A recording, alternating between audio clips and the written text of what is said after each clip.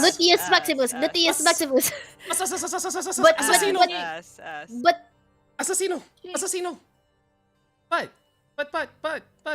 Okay. I think that's it. I think we're good. Goodbye, everybody. Welcome, everybody, to another exciting episode of Dungeons and Dragons with the Tenacious Brigade. So, as always, before we start, the art that you see here is made by the amazing people known as, why do I say it like it's a group? By Nix, or Nix39 on Twitter, by Ishi Tanuki, and by Kira Kira Cat for my own flappy wappy tiefling face. Music today is provided by Will Savino or Music D20, as well as Epidemic Sound, and maybe some tunes by Supergiant Games. We shall see what the mood is today. And and the maps for today are provided by give me 1 second because I forgot my entire spiel. Twitch.tv/Redonkulous has an entire list of my gratitude, and I haven't streamed in a while, so give me 1 more second. Yeah, it's gonna be like, well, it's been a little over a month. It's been a little over a month. Maps by Neutral Party and Tom Cartos. Thank you! And, yeah. So, my wonderful party. This is a bit of a long one because there was so many things that happened last session. But last we left off, after the fight with Larone, the gnomish mafia boss who ran an underground criminal organization spreading throughout the entirety of Tathir, you found yourselves in his most secret chamber where he was experimenting with a fungal heart that connected roots of mycelial network connecting to all the major cities in Tathir. And as his body and his creation lay there, barren and dead, you realize that from the walls, extruding from it, were corpses of people being consumed by the mushroom, fuel, to make it expand and grow. Just like Bjorn, Cairo, and Stena almost were. And you knew that you couldn't do anything for these people anymore. They were too far gone. And yet still, your party tried to heal them. Those recently affected by the fungi from the attack placed upon the major cities. Kerjin, Kaelin, and Ellie jump-started the heart with lightning spells until you could all hear its reverberating heartbeat once again pulse throughout this secret chamber. And Prisma casted Speak with Plants to try and convince the heart to let go of the people that it had only recently consumed within it, rolling a natural 20 persuasion check in the process. And just like that, summoning all the gentle tenderness her spirit could, Prisma managed to calm this forsaken fungal network down, saving hundreds, if not thousands, of people. During this time, after leaving Larone's hideout with treasures in tow, you spent some downtime in Tathir before you returned back to your home of Phandalin. You traveled to Kalasag to check on things, getting rewarded by Sildar Hallwinter, now the temporary head of the Lord's Alliance in Tathir. And you met with Draven again, happy to see his friends there, though immediately getting tense upon seeing Canary. Before the situation could escalate, Lady Evangeline, Draven's lover, arrived and made things tense for an entirely different reason. That night, a citywide feast occurred with the party invited, where Draven had a heart-to-heart talk with Steve about their journey, years in the making, where both Draven and Steve could return home Draven's name cleared and Steve finally helping achieve what his friend had wanted for so long. And Prisma also approached Lady Evangeline for a private talk, ending with the two actually befriending each other, surprising a lot of people. You spent some time in Longdale as well, Steve's hometown. And during one particular night, Asher and Prisma shared a brief talk at night in the local in the local bar, or in the local tavern, where Asher had noticed that his patron, his friend Solace, had shown himself more than a few times to Prisma. And wanting to investigate this further and just introduce his two friends properly, he summoned Solace forth. And Prisma finally met Solace, the human-looking woman with long green hair, a simple white peasant dress. And whereas usually these moments would entail a pact to be made between an otherworldly force and a mortal, instead Prisma was the one who took the lead and made a promise with Solace to give her rest from her duties, to give Solace solace. After a few more days in Taythir, saying goodbye to your loved ones for now, you all return to Phandalin with Kaelin and Canary, your two new companions who you did not want to give up to the Tessarch, one of the top merchants of the city of Athkatla and one of the leaders of the nation of and also, secretly, the leader of a criminal underground organization there as well. You guys seem to be attracting attention from these people, so great. But you wanted to give Kaelin and Canary another chance and managed to convince your comrades back in Taythir to do so. You return to Phandalin, seeing new guard towers and walls built up, and finding out more of the town, that people had started moving in, including a new home for your good companion, ex-Watcher Timothy Allen. Finding that the Stonehill and the Stonefire families were starting a rivalry because they were both in the service industry and had similar last names. Finding that Aral, Carp, and Glenn had started adventuring on their own just around the town to the behest of Carp, dragging these two fully grown men around with him. And Colleen and Radolf have a thing going on, but they haven't officially dated. But they're the talk of the town, basically. After that, with a few more days remaining until the Tarmaloon trade auction officially begins on the 20th of Nighthall, you made your way south to Waterdeep, arriving there early in the 18th of the month. Kerjin then introduced Kaelin and Canary, and actually you all, because you haven't visited there yet, to the College of New Olam, where he himself studied. You all met once again with Kerjin's friend, Charles Lynn. And before a proper job interview started, one thing led to another, and Kaelin and Canary had an impromptu wedding on the college grounds, to which everyone, faculty, staff, and student included, started celebrating with you all in a musical number that was seemingly rehearsed. Probably was rehearsed for this exact situation.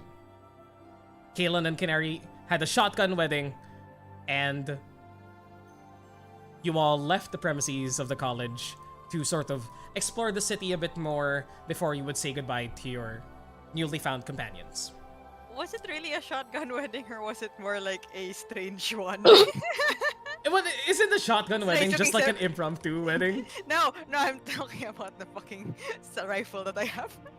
Ah, could be. Right? Okay, you should have shot it during the wedding, and people would just be like, "What the fuck's going on?" I don't know what the bullet is, but that sounded like one. And as you all exited the tunnel that led to and from the College of New Olam, leading into exiting into Waterdeep proper. What's a group of mages called? A gaggle? A binding? Just a bunch. I'm not sure. Yeah. Uh, Collective kind of works. A collective of Blackstaff mages awaited your party outside of the college, immediately attracting attention from most of the town, considering that the Blackstaff mages were pretty much one of the most secretive and hidden wizard consortiums in the city.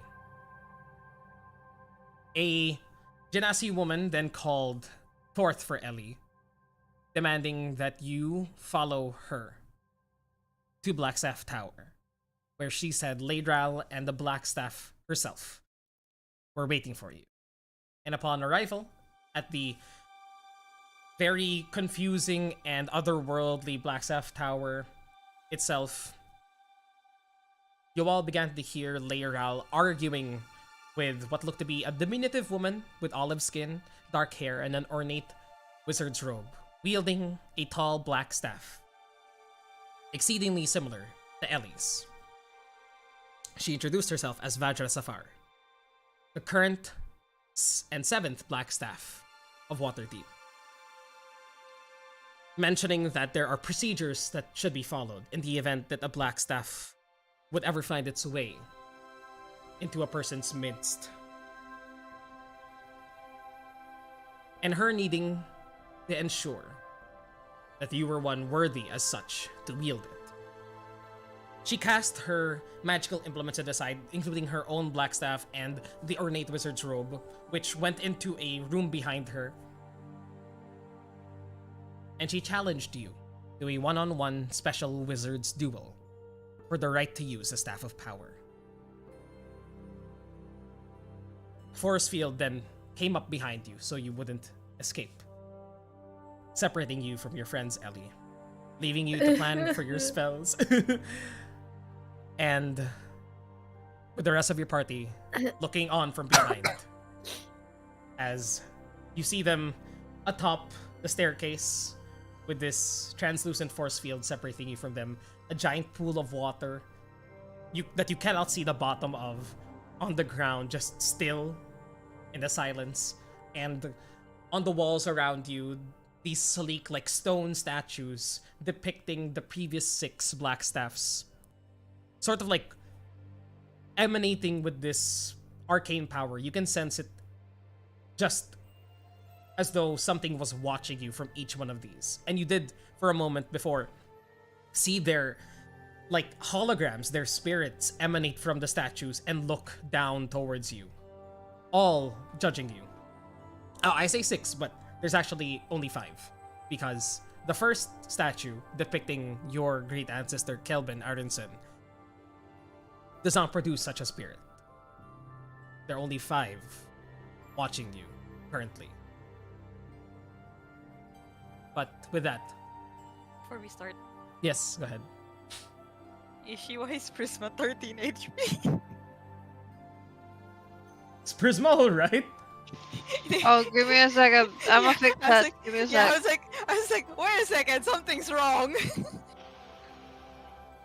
Did Prisma I like took fall emotional damage. Yeah. Ah, damn, yeah, Emotional that's damage. down? Emotional damage. Emotional damage. Or something. And let's adjust the music a bit more to suit our lovely arcane caster artificer. What's it? I'd like to ask, actually, Ellie, how are you feeling at the moment? You specifically. Ellie would probably be very nervous because she never really battled other wizards like a one-on-one, like in a sort of a formal duel. So uh they are nervous. And with what she prepared for, uh there's some doubts, but at the same time, I she's not uh she has doubts, but if anything, she's willing to fight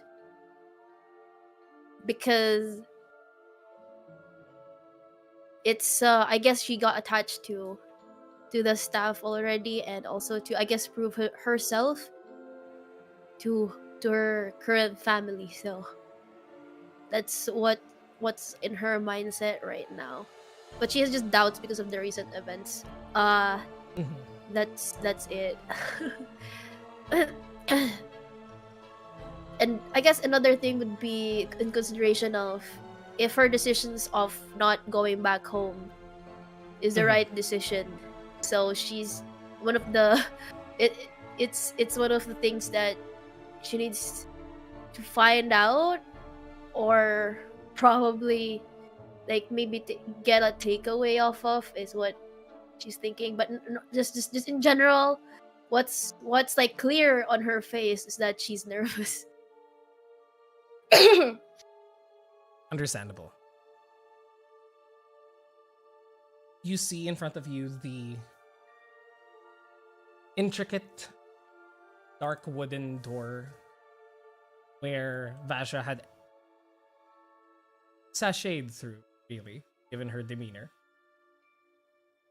awaiting for you to beckon to her.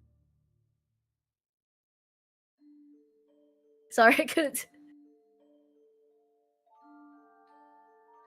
Is there anything that you want to prepare? A moment you want to share with your party? As you already look behind and you Can, see at. Mhm. can they hear me? Is They because can. there's a they They can't. can. They can. Audio passes through. Oh, okay. I thought like okay. And they will probably turn around to friends and just say, "Wish me luck." You just see Asher like look down towards you, a bit of a nervous twinge on his face, begin to steel itself, and just like smile at you as he's done many times before. Through his beard, he just like cracks a half smile, and then shoots you a little thumbs up and goes, "Gonna do great, Fireball. I believe in you."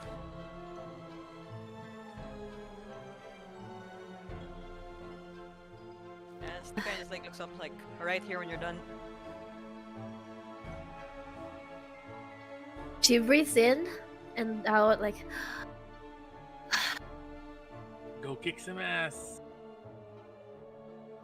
she nods to Gerjan's words, and I'll do what I can. And then she just steps up. What is this in this middle? Is this like a rug or a well or a It's just a fountain? well. It's a well of water that you can't see the bottom of currently. Okay. There's a So large yeah. pool of water still in the middle. That's all. Yeah, she just steps like further in front. I don't know because I'm not sure where this goes. So it's like, bleh. Just stand on the precipice of this water basin. It feels like a mirror, besides a few ripples that emanate from the center. And you just watch yourself, your reflection in the water, and start, I suppose, trying to calm your heart, steeling yourself for what's about to come. She mutters like, well, there must be a reason why you ended up with me, and then looks at her stuff. And then like grips it tightly and gets ready for what's about to come. Mhm.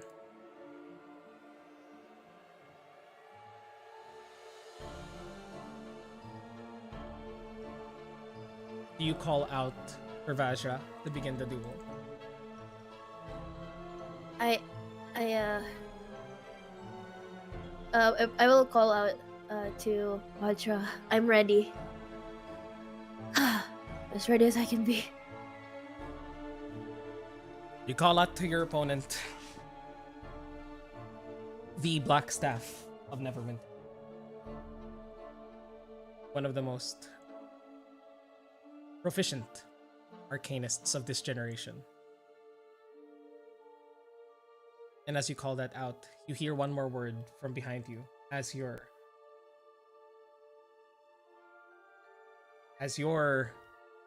great grandmother Leiral calls out and goes, "Show her what you're capable of, young Ellie."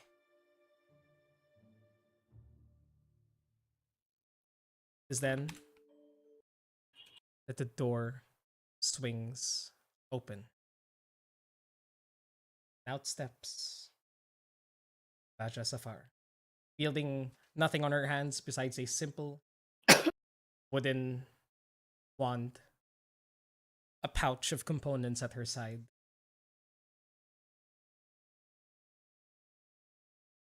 Are you sure about this?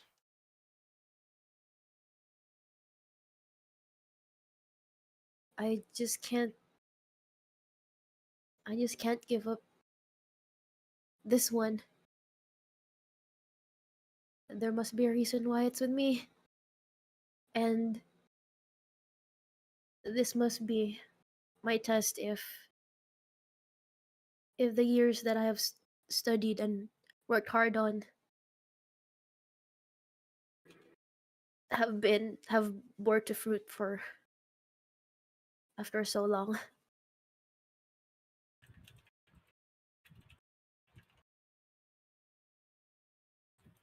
She watches you up and down. Are you trying to mask your nervousness at all at this point? Or are you just presenting yourself as you? No, I am I did not deceive. You do not deceive at all. So yeah, no. Takes your form as it is.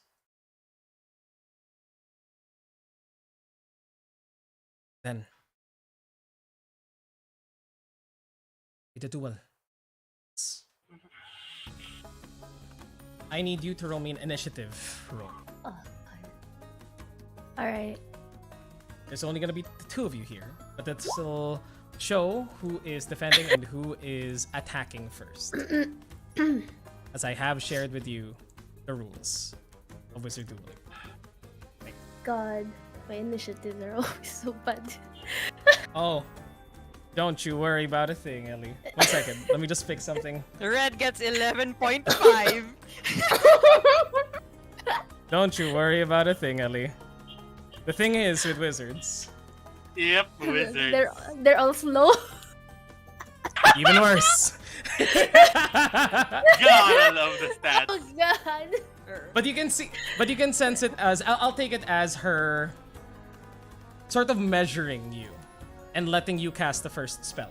But in front of you all, to remind you all, there are 4 large crystals above both Ellie and Vajra's heads. Slowly rotating. Think of them like the Mario Party, the Mario Kart balloons in the battle mode as they just rotate around your head. They're very large glowing crystals that seem to move with you as you like bob your head side to side. You have 100 temporary HP and you must either completely immobilize your opponent, exhaust them, or get rid of all their temporary HP. Once the temporary HP goes down to 0, you win the battle. The battle. Okay. The battle.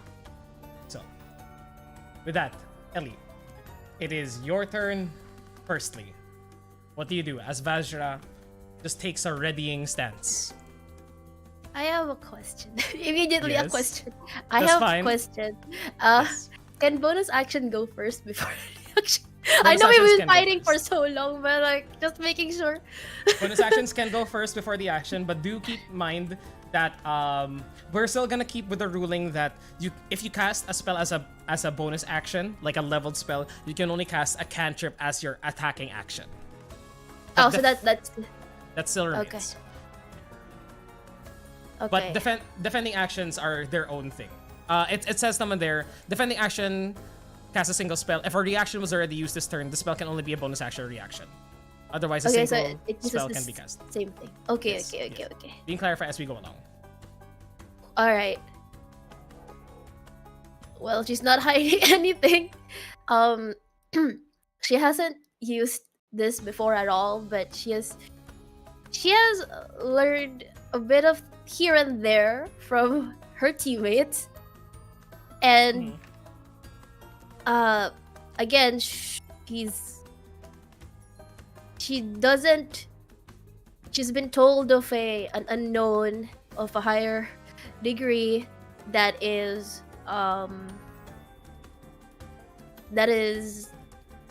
usually guides the magicians, and she isn't sure if it will work, but she will try nevertheless. Using a little bit of incantation and I guess the magical reflection of the of the water. Was it water here? Yes. She casts a magical ward to herself and casts sanctuary on herself. Nice. I see. You cast sanctuary on yourself, and your reflection sort of shimmers as everybody looks onwards towards you, like as though there's this crystalline surface, like terrestrialization, if we were to use a modern reference, as your image shifts for a second and then resets back to who you were, as you now have this abjurative ward around you, as anybody who wishes to target you with a spell. Yes. What's the symbol of it? I don't You know. can use that. You can use the Okay. angel wings. Okay. So you can use the angel wings for now. That's your bonus action. You still have your action and your reaction. So because you cast a spell as a bonus action, you can no longer cast a leveled spell as your attacking action. So for my next one, I'll be using, again with the guidance of her teammates from what she has learned, immediately casts just try to gauge the opponent with a circular orb appears like up above her head, which turns to bright orange as it flashes towards the opponent. I cast Firebolt at her. Firebolt at her. I see. Yeah. At the 14, she doesn't seem to be wearing armor like you do. She's just presenting herself in not even the beautiful, like very arcane inscribed robe that she had on before. Right now, she's just wearing, just visually, it looks like, what's her name? Arcane Lady. Arcane lady. I'm trying to remember. Medara. Okay, Medara. So funny. She, like right now, she's just wearing a simple like, not an off-shoulder dress, but like a sleeveless like dress with like, she's actually near your height, but somehow her dress makes her look more mature, older, as they're like very. Oh wait. Red, I might have not to do that because I didn't read the sanctuary properly. Can I retract that? Because Do you want to I was do it like, the other way around? yeah, can I do it the other way around? That's fine. That's fine. Firebolt then sanctuary. Yes, you cast Firebolt as you throw a globule of fire just to test the waters, and from the smoke that dissipates, you can now see as she's wearing Medara's like typical clothes, if you remember Medara from Arcane. Just a very basic like dark dark around the top, which gradients down to white at the bottom, ending just above her ankle. Just a simple white, like, simple white, black and white dress with like gold markings inscribed or embedded into it, and a slit at her side to allow for easy movement. And as you cast Firebolt with a 14, she merely extends a hand, the non-wand hand, and just like with the tiniest of efforts, you see a bit of a field of energy disrupt your spell as it slows down and dissipates. 14 does not hit. Okay. Alright. And then I will move, because that's the only thing I think that's left.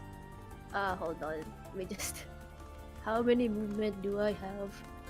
Okay. Wait. There you go. I think that's my only turn left. That's action, bonus action. Yeah. Okay. That's your action and your bonus action.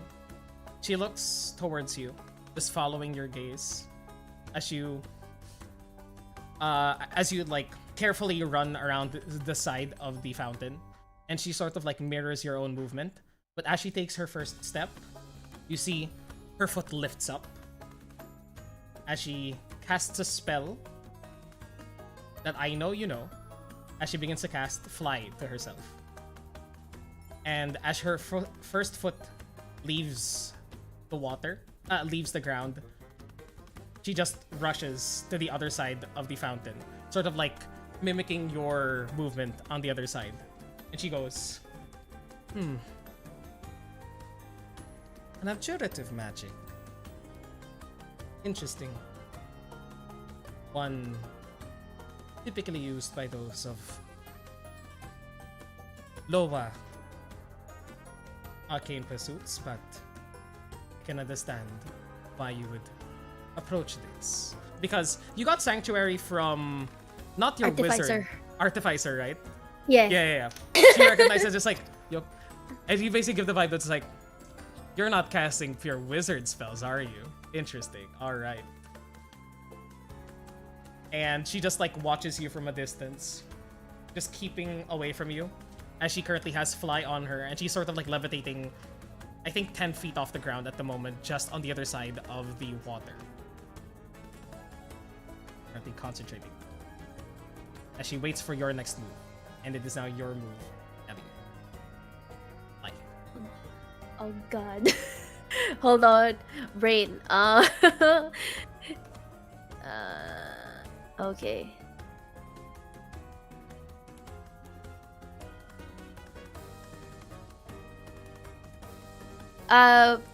Question. Yes, go ahead. Let's say I cast something, Yes. but they do not get affected. Mhm. Not until wait, let me just check.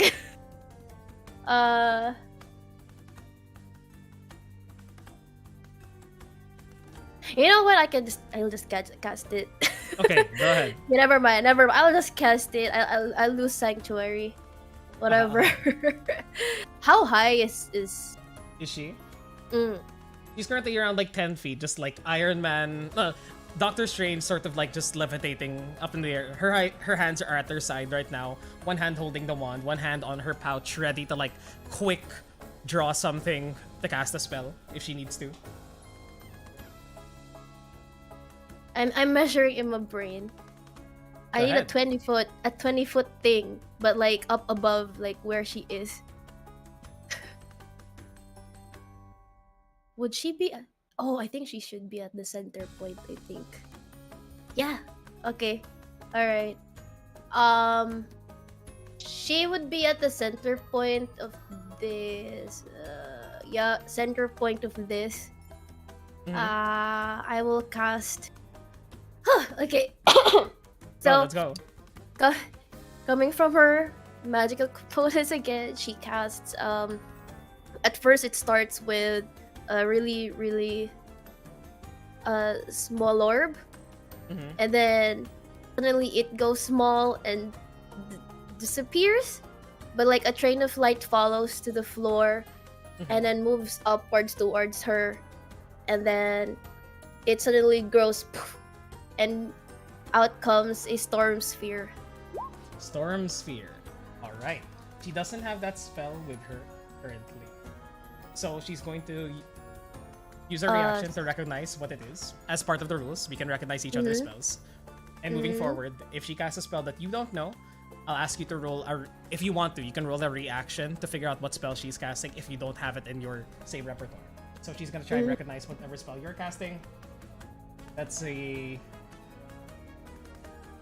She rolled a 20 Arcana check, which is higher than the 15 plus 4, because 4th level spell DC. And she recognizes that you're casting Storm Sphere. That's your action. As this growing sphere of whirling air appears, does it originate from you? Does it originate at her feet? Or on her? On her. On her, I see, I see.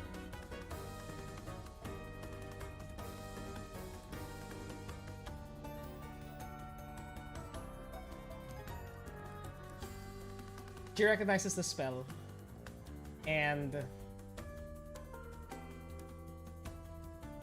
as the spell begins to like build up around her, you see her hands begin to like manifest something in the middle. The storm begins to wrap up around the dark cloud surrounding her body, as she will coagulate this brimming ball, this marble of white bright energy before it, as she like smashes down towards it. And then she casts Thunderwave at fourth level to counteract yours. So now, this is when we start rolling the Arcana checks. She cast it at the same level that you did, so we will now both just roll Arcana checks, and depending on the result, she will either take the full damage or she will take reduced damage. Stuff. What stuff do I have? Wait. What? Arcana check for now. Unless you want to yeah, try, yeah. unless you want to try using a reaction to counterspell her Thunder Wave. Hold on. No, I will do the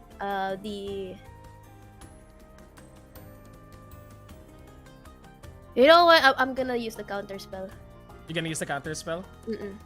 As she's about to slam down towards the towards a ball of energy that she's about to release and try to dissipate your storm sphere, you see that she now has to fight back against your own counterspell.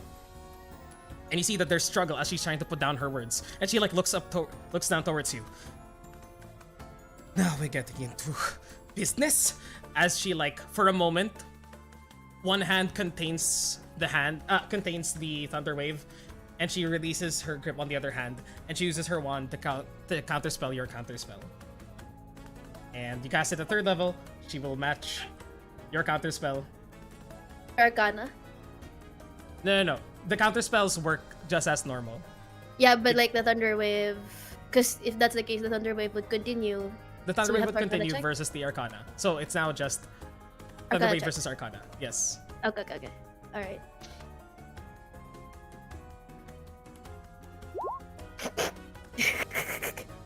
Oh my god, Um, Kelly! Wait. Okay. Go, girl. Let me just check the rules. Oh, Wait. you're right. Ishi, you're right. She can't counterspell this counterspell. Thank you for correcting me. The reaction can be used to cast a spell. Because she needed to recognize your spell. Thank you for correcting me. Okay, Good catch. So you now try to hold back hers. Okay, the counterspell returns. So you try to counterspell her Thunder Wave. Now roll me an Arcana. Do you want to use the same Arcana check? Or do you want to roll another Arcana check to see if you can beat her DC 14? Actually, it's not Arcana. It's a straight intelligence check. So roll me straight intelligence check. Sorry, which one is this? So you cannot counterspell a counterspell. So what happens? She's not able to counterspell your counterspell. So instead, you get to see if you can take down her Thunder Wave. So It's an you need- intelligence check. Intelligence check. It's a spellcasting ability modifier check. DC 14. DC 18. Okay. You managed to prevent her from making... use your reaction to cast counterspell, preventing her from dispelling your storm sphere, as she is now completely engulfed in its radius. You change the sphere when it appears or end its turn there to these. I see. So because the sphere appeared, roll me 2d6 bludgeoning damage, and I will roll for the strength saving throw. As she gets battered by extremely fast winds. It's a familiar sight to you because you were at one point inside one of these things yourself. Yep. I made a doo-doo to be inside it. Strength saving throw, she fails with a 7. I know, because strength is shit on wizards. You know each other's moves, baby. And then what's that? I have a bonus action, right? At the moment, you can use your bonus action to make an attack roll against her because she's in the center of the sphere. So the sphere is a 20-foot radius. Okay, let me draw the sphere. Range spell attack. So that's like a D20 plus. I don't know, because I'm not sure how to. It's your spellcasting ability modifiers though. So just int.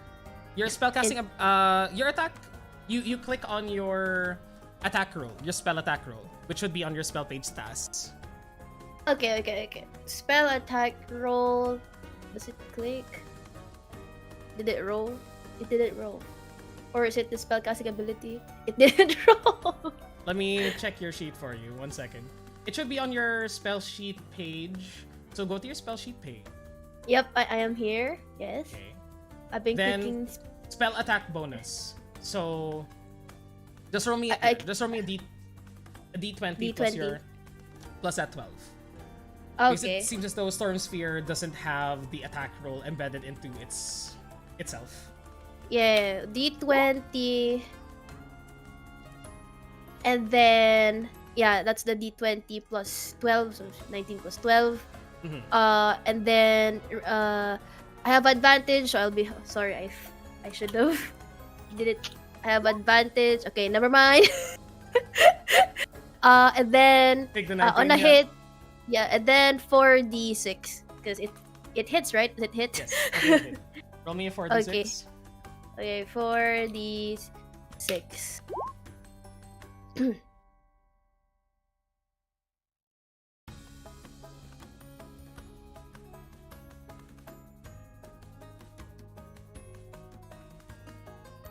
Okay. 17 points of damage. 19 hits because she used her reaction to recognize the spell. So you deal a significant amount of damage to this single turn. She then takes the damage as you hear her. Very good start. And is that your turn? Do you move at all at this point? Hold on. Move. How many steps can I move?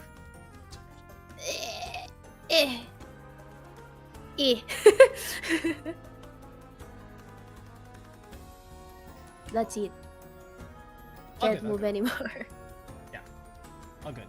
That's her movement. She's still within the sphere. She's gonna roll a concentration check. DC... 2 separate DCs actually, because the initial hit and then the attack after, but they're both DC 10. So she's going to try and see if she maintains fly on herself. First one succeeds. Second one succeeds. She rolls. It's a very decent con bonus. And disadvantage on that as well.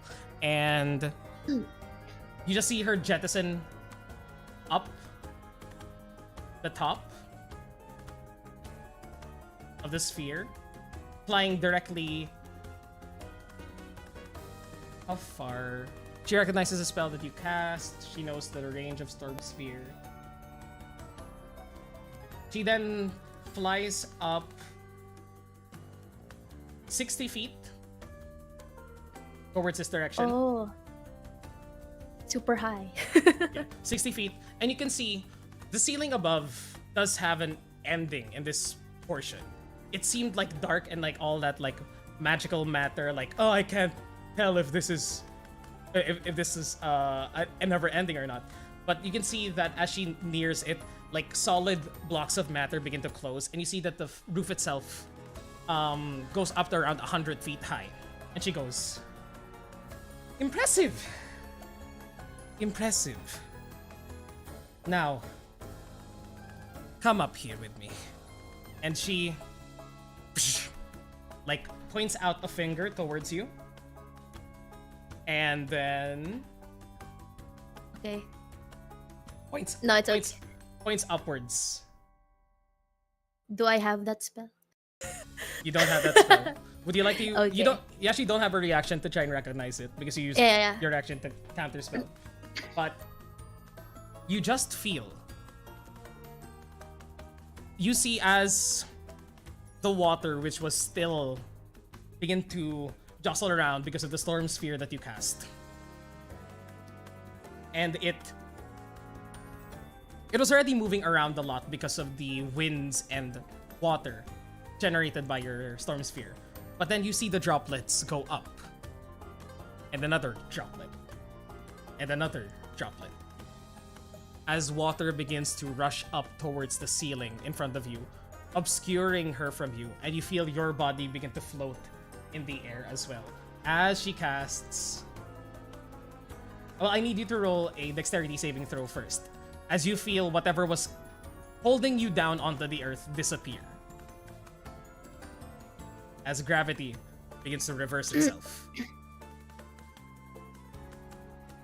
Is it still ongoing? It's still ongoing, as you yourself are affected by it. I need you to roll me a dexterity saving throw. Okay, dexterity saving throw. Oh, sorry. Should be Okay, you're normal.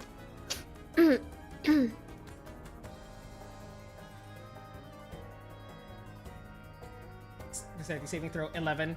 You try to clutch down towards like what elements of matter are there around the lip of the fountain, but you are just not able to, as you feel yourself begin to fall upwards to the ceiling of 100 feet. Are you going to do anything? You don't have a reaction to cast Featherfall, do you? No. don't- Is that a defending action if I do something? You can try to cast a defending action, but you used your reaction already. So So I can only use a bonus action and the reaction, right? Or yes. okay. Yes.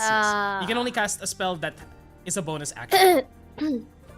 So it's like I'm falling upwards. I'm falling. Sorry, physics. I'm falling upwards. It's still ongoing now.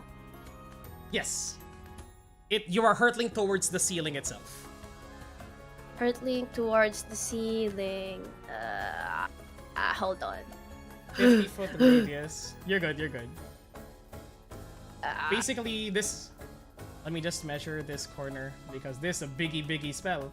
50-foot radius. Yeah, that's basically it. She encapsulates that entire area as this entire side of the field, though the party is not affected, but this entire side of the field inside the purple area begins to begins to be consumed by reverse gravity. She loses her concentration on her fly, but as it is now again her turn, she uses her reaction to simply float gently to the ground and cast Featherfall on herself, as you are still falling 100 feet up towards. Can I cast a spell around right? Let's say I'm on reverse, right? Mhm. I'm on reverse. So can I cast like before I fall to that upwards?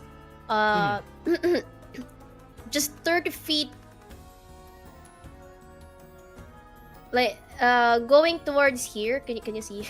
Yes, I can see. Okay, like the moment like I'm falling, I'm trying to how to I Pythagorean. I'm trying to Misty Step. That's what I'm trying to do. Oh, you're going to... Okay, where are you going to try and Misty Step towards? Because the entire gravity in this section is reversed. What are you going to try and Misty Step towards? No, it's more of Misty Step, like going upwards, like so that I don't do a crushing fall. Damage. Okay, The fall damage. I understand what you mean. Okay, so you are able to do that as you basically like you don't gain as much momentum as you should normally. So instead of taking 10d6 fall damage from the fall, you instead you reduce it by 30 feet. So you teleport towards the ceiling, right? Basically. It's more like I'm falling, right? Mhm. Let's go for the normal circumstance. I'm falling, yes. right before when I know there's like 30 feet left Mm-hmm. in that fall, I will Misty Step towards the limit. Okay. I will So say that I don't so I don't know get the fall damage. I think we can resolve this with the Arcana check. So, let's say that the effect of the damage was going to be 10d6. So, we use a ranged spell attack. Yeah, we use a melee ranged spell attack damage because this isn't the saving throw anymore. This is more of like the damage that you would actually receive from this. Because no matter what, you're going to... You need to finesse your teleportation to a point that you will basically get rid of your momentum, right?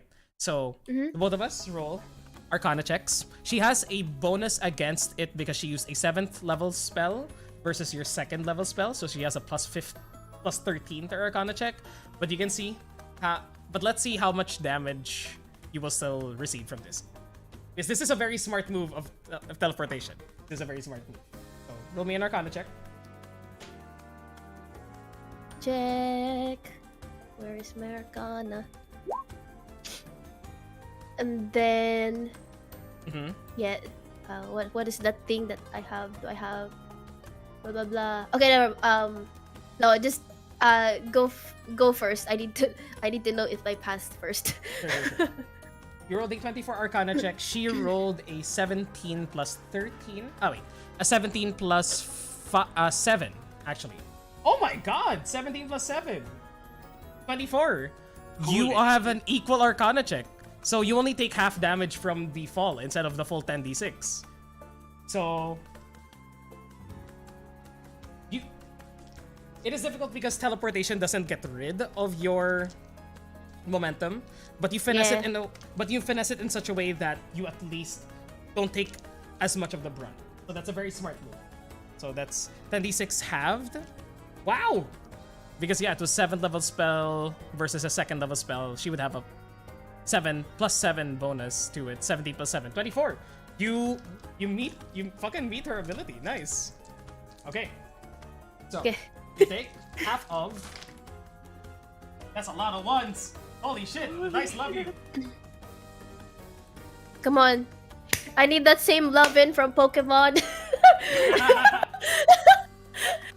Oh god. You take half of...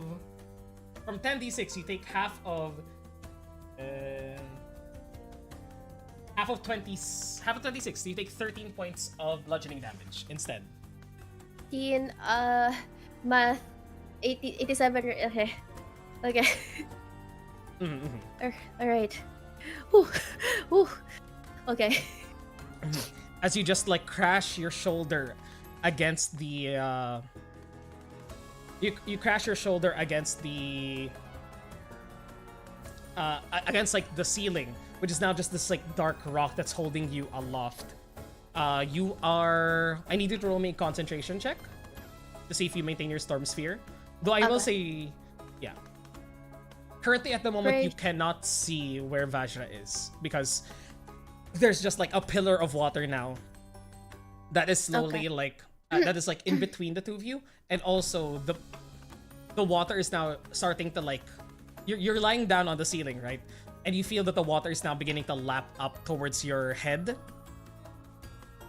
Yeah. As you're just lying down there, but if you stand up, it's only like reaching to your ankles. So, roll me a concentration check. Constitution saving throw.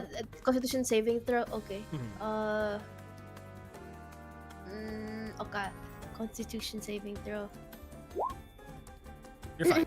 You maintain concentration on your storm sphere. That is smashed. Second. My mouse disappeared. Why? Checks.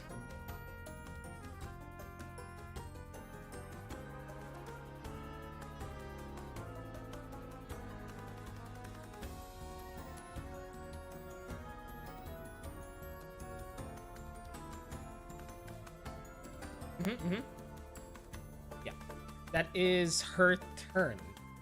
As you currently cannot see her from 100 feet away with the pillar of water around you. The pillar is the purple, right? The pillar is the the pillar of water is the fountain of water, but but imagine it's just now a column of water there. And that is her turn. It is now back to you.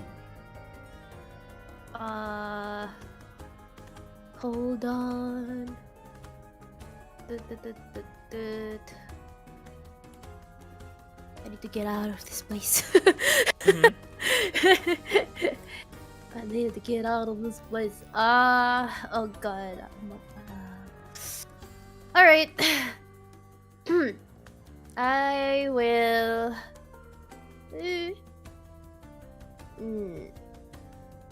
How many far is this?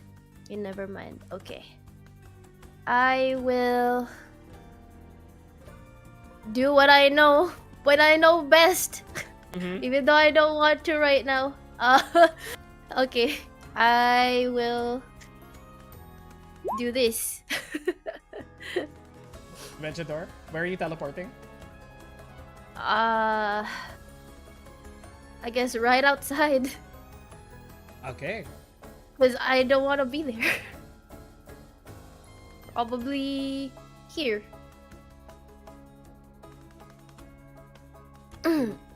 Wait, why did I move her here? She's supposed to be here because she's not gonna... Right there. You basically just reapparate right in front of her. Right outside of the area of her... Yeah, right outside the area of her reverse gravity. And she sees you arrive. She goes, "Did you enjoy your trip?" She doesn't answer. She's just exhausted. Already? I'm already tired, lady. Come on. I don't like being tossed and turned. It doesn't feel good. It's kind of like the riding the roller coaster, and then it feels like vomity sort of feeling. Yeah, she doesn't like it. And then what she does next? Does an action? So it's a bonus. Okay. I will.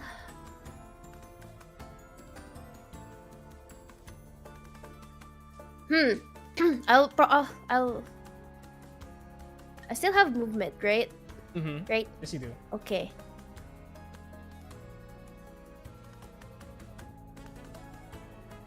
No, it's not bonus action.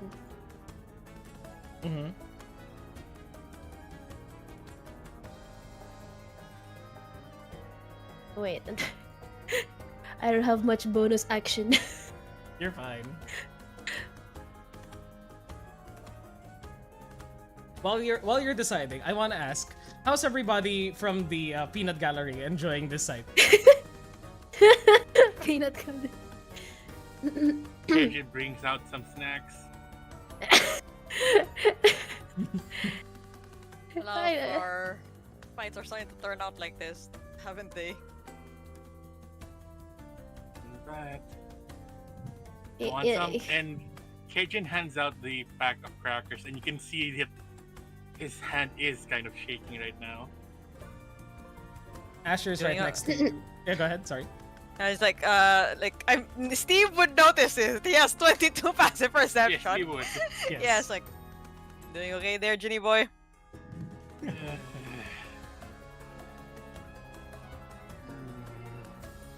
It's gonna be alright. I mean, I'm okay. We better watch out for this guy. And Cajun just nudges towards Asher. Yeah, and how's Asher looking? Yeah. Asher is deathly quiet. Just you can see that he's like fully focused on making sure that Ellie is safe, but he can't do anything because he knows that this is between them, and so he's just staring intently at her, touching his stroking his beard, and you can hear him like mutter every now and then, "On fireball, come on, nice." And she's like, Nice! Winnable!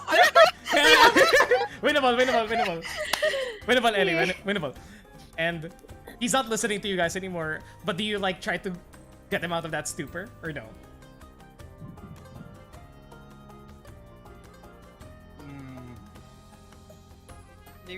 Maybe share some of this with him. Yeah. You try to shake him up with snacks. He sees you reach out with like a bag of snacks. But where did you get that? Rations. Takes like a big handful and just like puts them in his mouth. Full mouth as you teleport in front of Basher goes. No, she's true. And Alirala's just watching quietly in the back as well. And I will say, like, Kaylin and Cygnus are just sitting on the steps and are just like enjoying this as if this was a movie. Oh my lord. You doing okay there, babe? Kaylin is actually like, if anybody's giving sports commentation, it's Kaylin, and she's just going, "Oh my gosh, they started with Sanctuary. Interesting, that's not an arcane spell. Storm spell. She took a lot of damage from that counter spell." The analyst. The analyst. Yeah, she's the She's a shoutcaster.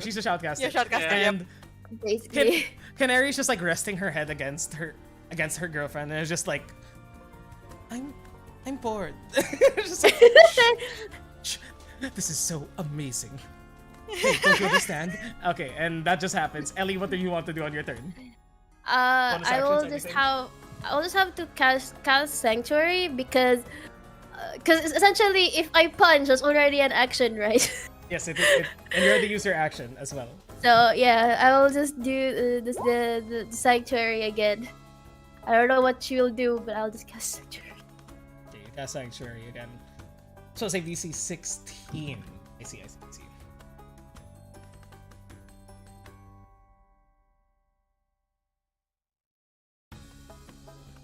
She still you see that she's still focusing on her reverse gravity, and then she sort of like moves back away from you and goes, "You know, I preferred you up there than here."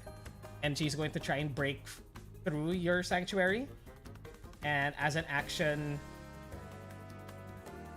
try to break through against it, and she casts. I don't think you have this in your spell book, but let me check for you, just so I don't. You don't have this on your spell book.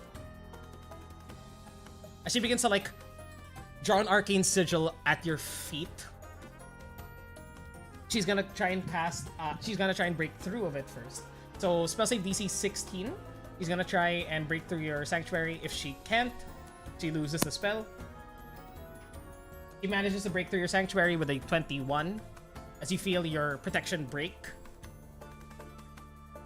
and you feel your feet getting pulled out from under you as these arcane glyphs begin to like drag you through a portal in the ground, and you find yourself in the middle of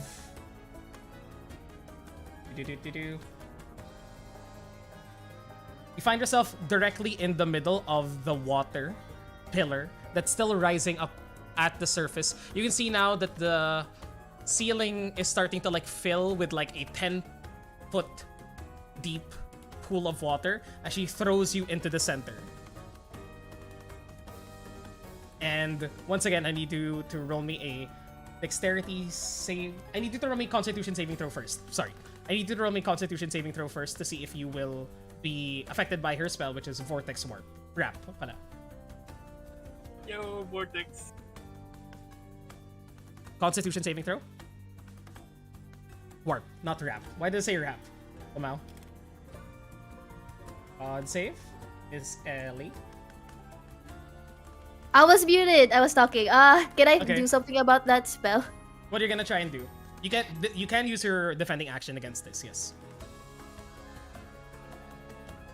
So the action is it's warping underneath me, right? Yes. She's trying to pull you through the portal and then chuck you through a similar looking portal that's opening up at the base of this water pillar, so you get thrown up at the ceiling again. Okay. Can I...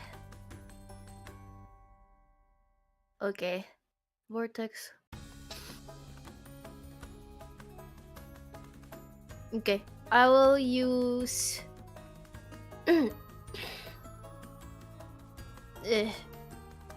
Can I Misty Step out of it? You can try to... Basically, there's gonna be a fight, saving throw. Yeah. You can try to cast Misty Step as you... She pulls out a Conjuration spell, you pull out a Conjuration spell, and now you have these two forces of, like, you pulling yourself in another direction, and she's pulling you towards another direction. Roll me an Arcana check in the saving throw, resolving saving throws. So, you both are casting second level spells, so you both receive no additional bonuses. Wait. Hold on. Yes. I have a question. Can you cast Levitate on yourself? Yes, you can. You can cast Levitate on yourself. So you can cast Levitate on yourself and... Can I just do that instead of the Misty Step? You can use that instead, and sort of like, instead of using a Conjuration spell to hold yourself here, use Levitate to like pull yourself away from the portal. Using the Staff of Power, yeah. Yeah. So you use that instead. Levitate is a second level spell as well, right? Yeah. Sure. Still roll me an Arcana check as you try to like fight against her pull. Arcana check first. Hold on. Let me just reduce this. Arcana check. 23. She rolled a 29 Arcana check as her pull is stronger than yours. But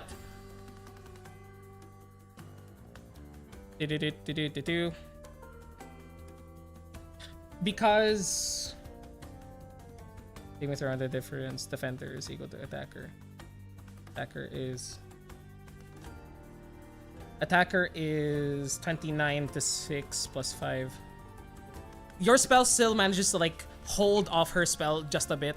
You don't have to fight against her full DC, but you still have to roll a Constitution saving throw anyway to see if you'll be affected by the spell in the first place. So roll me a Constitution saving throw, as your spell isn't able to completely defend against hers, but you have but her DC is lowered for you.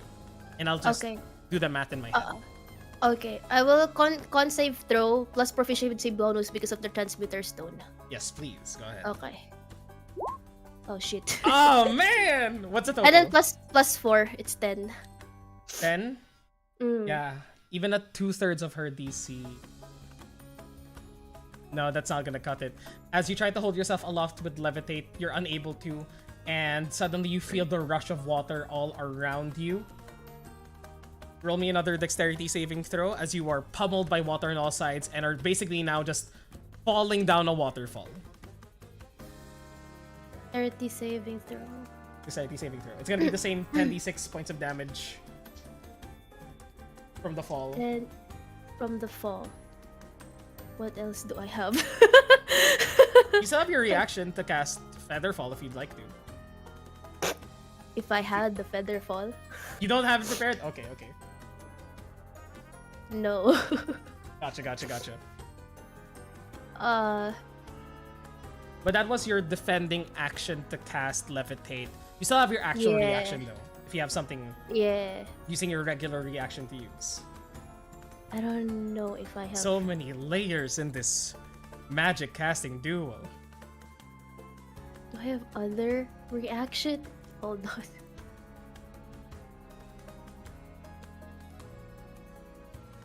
Ah, okay. No, I don't have anything. Right. That I'll is just your have the dexterity. Yeah. roll dexterity saving throw.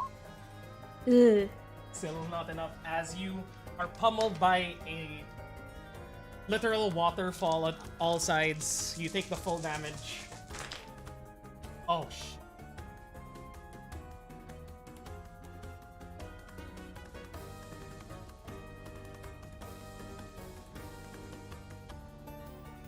You take 39 points of bludgeoning damage from the fall as you are just like slammed into the ceiling with water bearing down onto you. You swim away, but not before.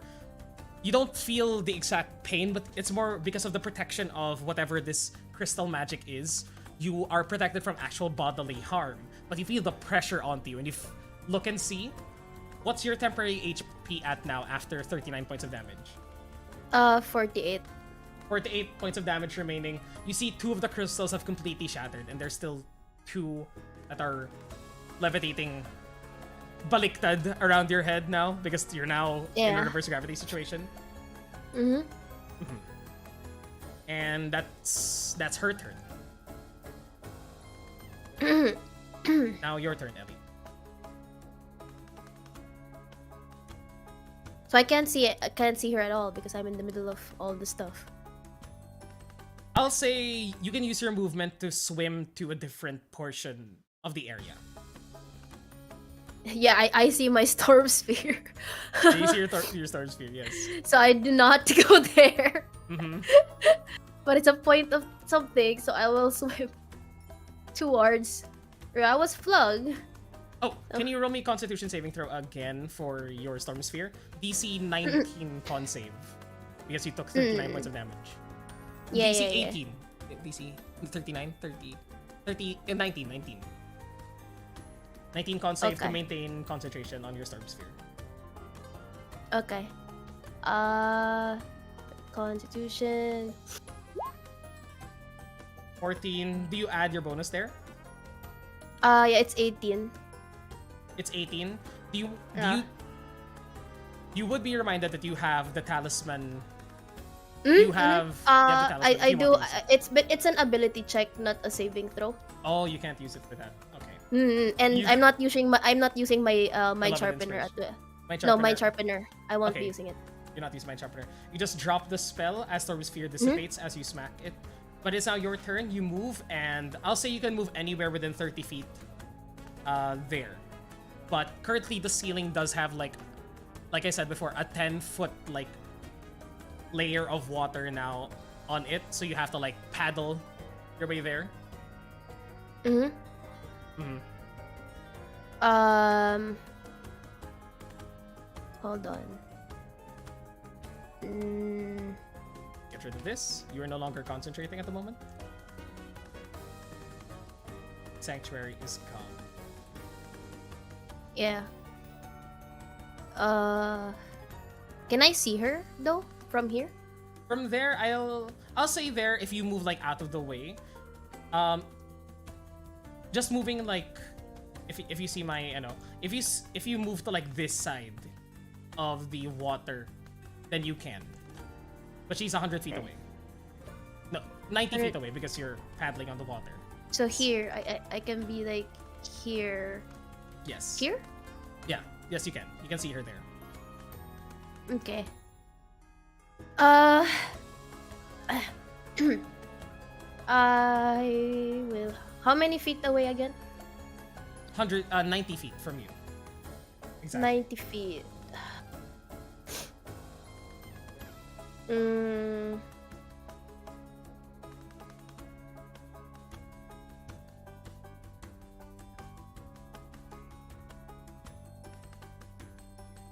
Hold on.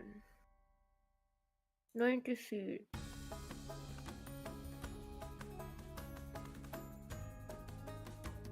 I can't swim down now because it's the pressure. swim down the waterfall? Unfortunately, not. Yeah. Okay, so I'm just on the edge. You know, I'm just gonna do this. Using the Staff of Power. Does she have any cover? She's not in No. any cover at all. She's fully visible to you. Okay. Fireball. Fireball towards her. Okay. That's Yeah, your action. That won't hit me. Yeah, That won't- definitely, that won't- definitely will not hit you. You yeah. cast Fireball. At what level do you cast Fireball? It's in the Staff of Power. It's at 5th level. At 5th level. Okay, Yeah, okay. it's by default. She will expend the 5th level spell of her own to try and counteract yours with a Cone of Cold. And just heat and fire mixing together. I'll say it's still even. In my opinion, in Pokemon, fire should be weak to ice. Ice should also be weak to fire. You know, that's how it should be. But Yeah. so the two of you roll Arcana checks Okay. and see how your spells interact with each other. She's not gonna be able to hit you with a Cone of Cold. It's more of her defending action lang talaga. But let's roll for Arcana. Eesh. Come Can I on! beloved that? Beloved? Yes. You roll it. Yeah, go ahead. Uh. 21 Arcana. You rolled a 25, so she has a bit of an advantage over you. So, can I use the ability check? Talisman? Yes, you can. 21 versus 25, you can roll a 1d4. Summon the spirit of Asher's love towards you.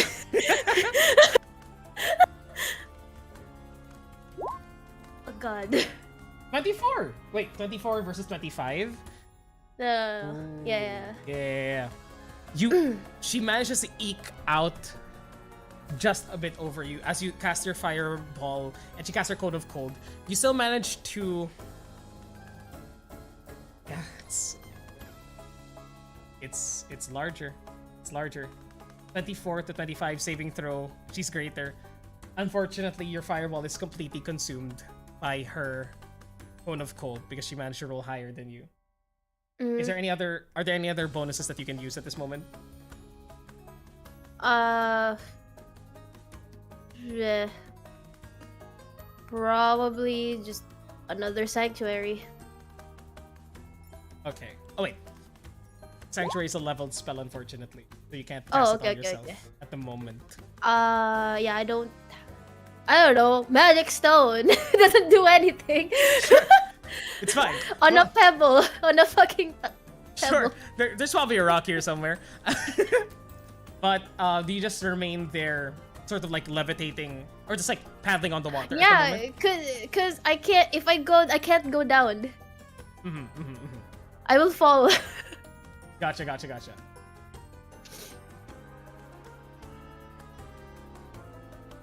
It is now her turn as Vajra watches at you, just like her neck craned up completely. And she goes, "Now, are you seeing your limit, Silver Hand?"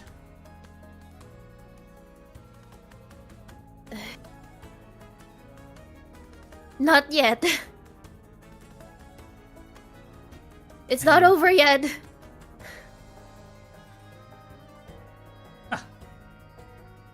Brave. Just see about that. As she will...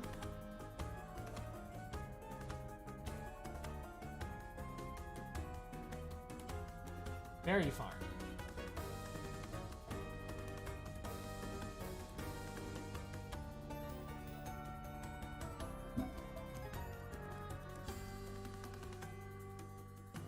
We're surrounded by water at the top of this pool.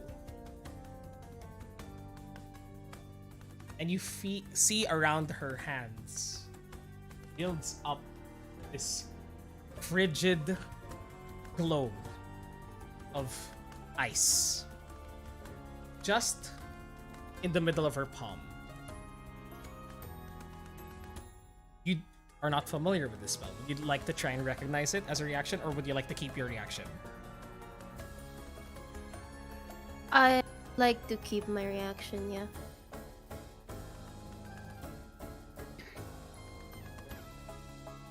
This globe of ice then streaks straight towards you. And as it gets closer and closer, you can see it begin to form cracks as the air itself condenses into a slurry of icicles and snow. You have your defending action to fight against this.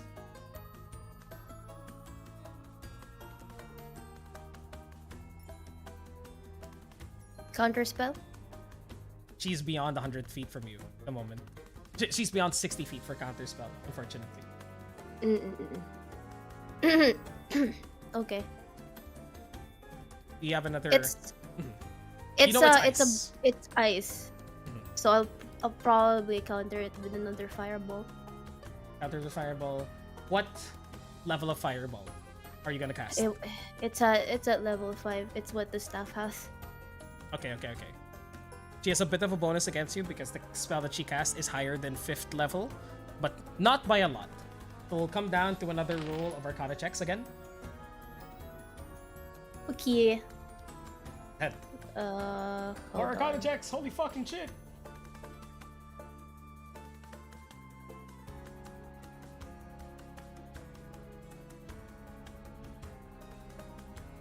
Arcana checks. Where's my Arcana?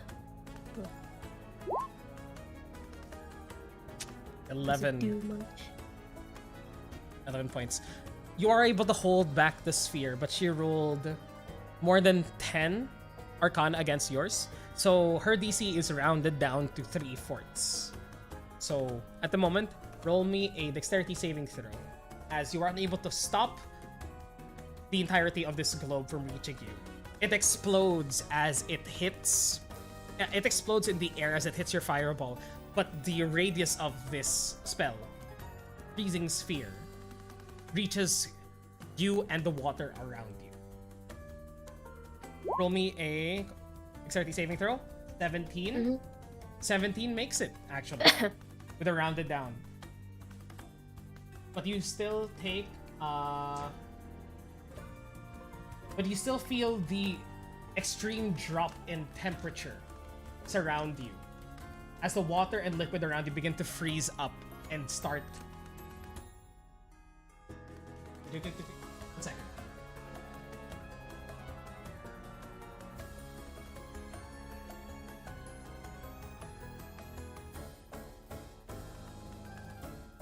Yeah, you take half of the damage.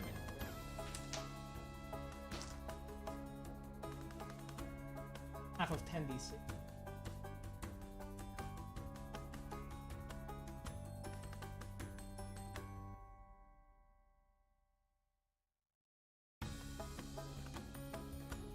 You take half of 34 points of cold damage, half of 17, and you manage to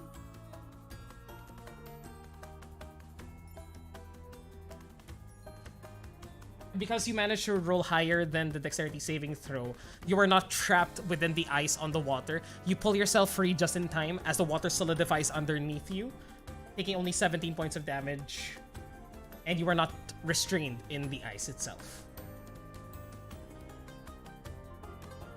Yes, that is Vadra's turn. As she begins to step back towards here with the rest of her movement, looking up towards you. Another crystal almost about to shatter. And that is her turn. It is now your turn.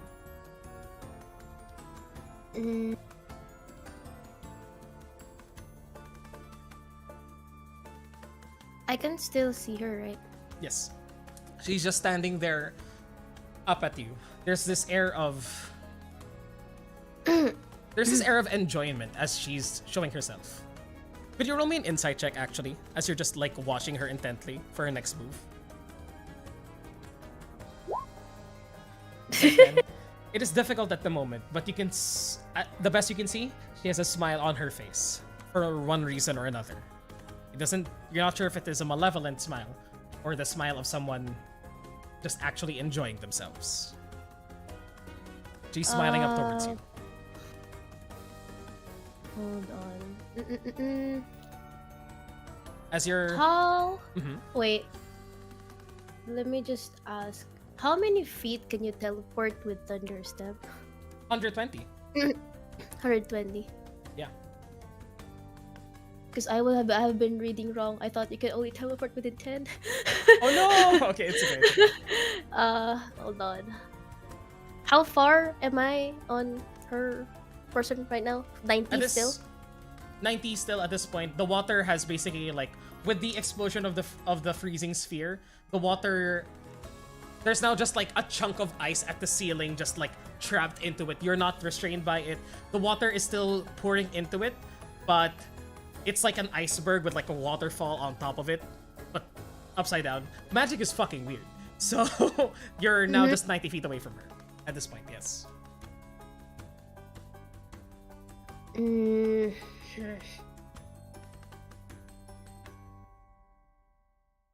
90 feet. Oh shit, okay, fine.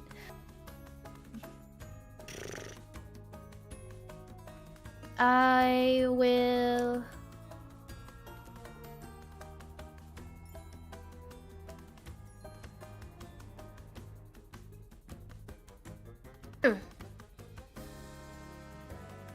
No, I have to hit, so I guess I have to do the other one. Lightning bolt. It's within Oh wait. range. Wait. Never mind. Erupting earth underneath Erupting her. Earth. Okay. What's the range of erupting Yeah. earth? It's 120 feet. 20 feet. Yeah. Good enough. Mountain of Sure. Nice. But I will use 5th level. 5th level against her. I see. Yeah. Does not have that spell. She's gonna try and roll an Arcana check against it. You're casting it. It's a 3rd level spell. But she's gonna try and recognize it. Actually, spells level, so 5th level pa rin.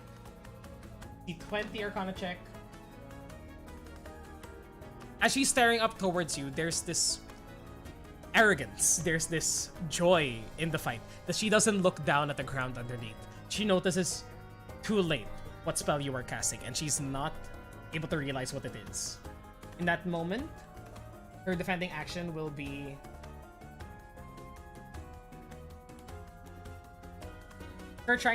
she will then try to protect herself by casting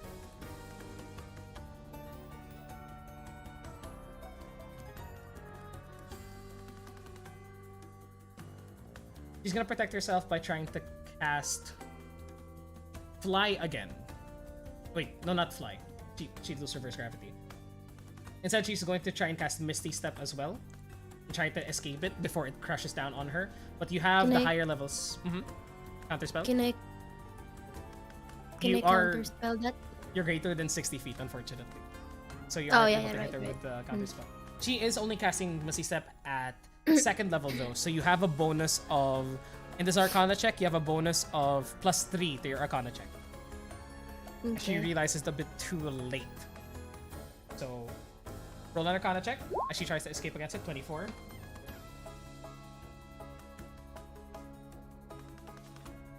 Now she's not able to get rid of it fully. Saving throw, you have a +5.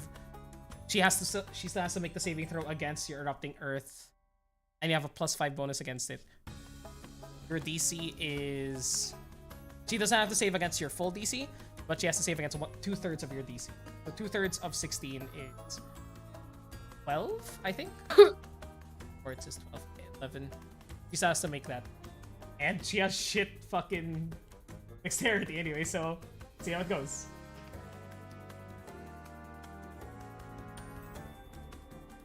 She rolled a 10. So she fails against your erupting earth. Deal the full damage against her. Okay. Let me just check. So 1d12 for each slot. So 3, 5d12. So, shout out to this dice. I know that the stream can't see it, but I finally have a liquid core dice, and I'm very happy about it, and it's very pretty. Yay! Yay! Let's go. Fuck, 5d12, right? Not 3d12. Can't do anything against that. Bludgeoning damage. 32 points of bludgeoning damage. She takes the damage full on, and you see her. You see her crushed by your erupting earth. Ugh! Before she teleports 30 feet. Just out of it. What's the space? 20-foot cube. Let me draw. 20-foot. So much shapes. So many shapes. Oh my god. She teleports 30 feet, but not before you deal significant amounts of damage towards her. She then teleports just like... Her back is now just up against the door that she came from. And you can see... At this point, one more crystal shatter above her head. As there are now 2 crystals still shining above her head. One of them moderately damaged. 5d12 is a lot. God damn. Okay. Is that your turn, Ellie? Do you want to move at all? Or are you good there? Ba ba ba ba. Ba ba ba ba. Ba ba ba ba. I need to go down. I need to go down, guys. I will. So I'm assuming this is a 90-foot fall. Yes, it would be.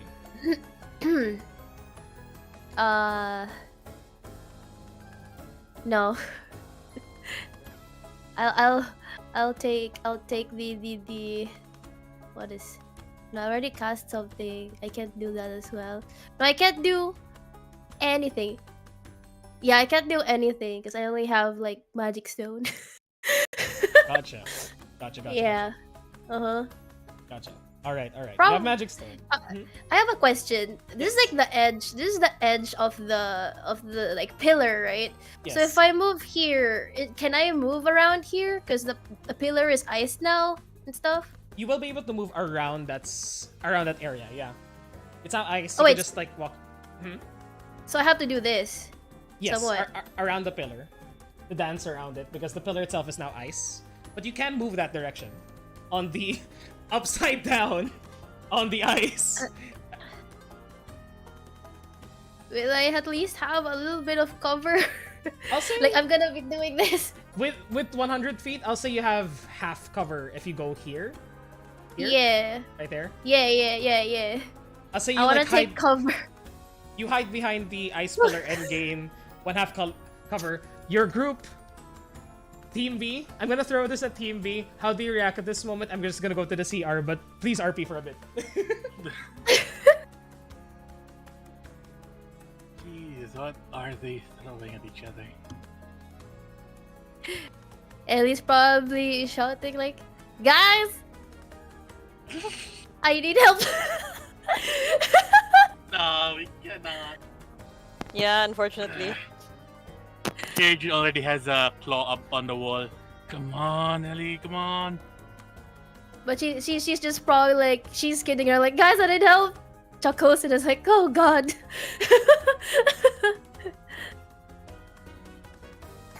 You just see Asher just like looking up towards you, and like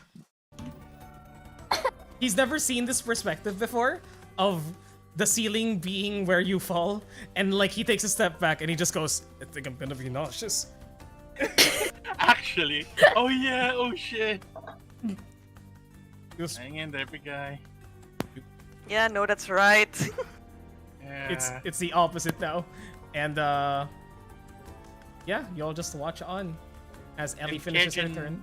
That's a Oh wait, does Cajun- she do like a con save? Oh, she should make a con save. That's 32 points of damage. Yeah, DC gravity. Hold on a minute, because that's terrible. DC 16. Oh 16. no! DC 16. She makes it. She maintains concentration. She makes the DC 16 con save. Yeah, she makes it. She actually has advantage on con saves. Okay, yeah. question the though. 18 I have should- a question. Yes. Since everything is flipped around, can I technically climb the pillar? The chunk pillar- of ice? Sure, yeah, you can. Uh, wait, hold on a minute. I might change my mind. On the movement. Yeah, on 30. Okay. What do you want to do? So I have with your enough feet. movement? Okay, sure. God. Hold on. Yeah, I think it's enough. The problem is still here. It's climbing weirdly upwards. Just like Spider-Man climbing up against it. Yeah. As you just start climbing the pillar, and you see Vajra like reeling from the blow because that did hurt her a lot. It is now your turn. Climb 30 feet. She's now within 60 feet of you, vertically. Yeah. And she...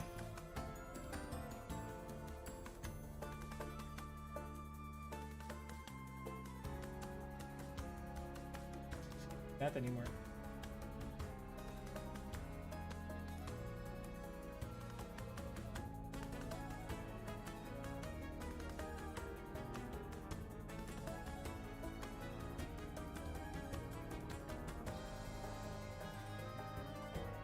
Holding on to the wall behind her, she begins to like pull. She begins to like pull herself up from the blow, as it momentarily knocked her off her feet before she was able to misty step safely out of the way. She will then look up towards you and within 60 feet now.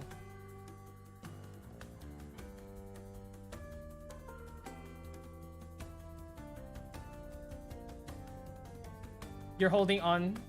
She sees what you're doing. You're holding on. She sees what you're fucking doing. She goes, no. And she goes like, I'm not letting you off that easily. As she drops reverse gravity. You feel yourself rotate in the air, but you're still grabbing on because you're grappling onto the pillar. Very smart move. And she will then cast... I think you have this spell, so let me check for you. You do not have this spell, but... What does it look like? You see... Oh, what does it look like? What does it look like? You see, she reaches up towards you from where she is. And you see a glowing white hand appear in front of you. You've seen this spell before. And you know that it's Big B's hand. I've seen this. You've seen this spell before, is the thing. And she's just gonna try and like you're a fly, she's gonna try and slap you off the pillar. She's going to make a spell attack roll against you. Can I dimension door out of this? I'll allow it. Yeah, you can. Actually. Yeah. Dimension door out of the way. That'll give you a bonus to the attack. If it hits... if defender is... Yeah, Arcana check first. Because if you roll higher, you might just disappear entirely. Arcane hand, Big B's hand is higher than Dimension Door though, so she has a +1 bonus to the Arcana check. It's fine. We'll see how it goes. Tries to slap you off. Bro, I was looking at that the other day. I was like, damn it, I don't have that.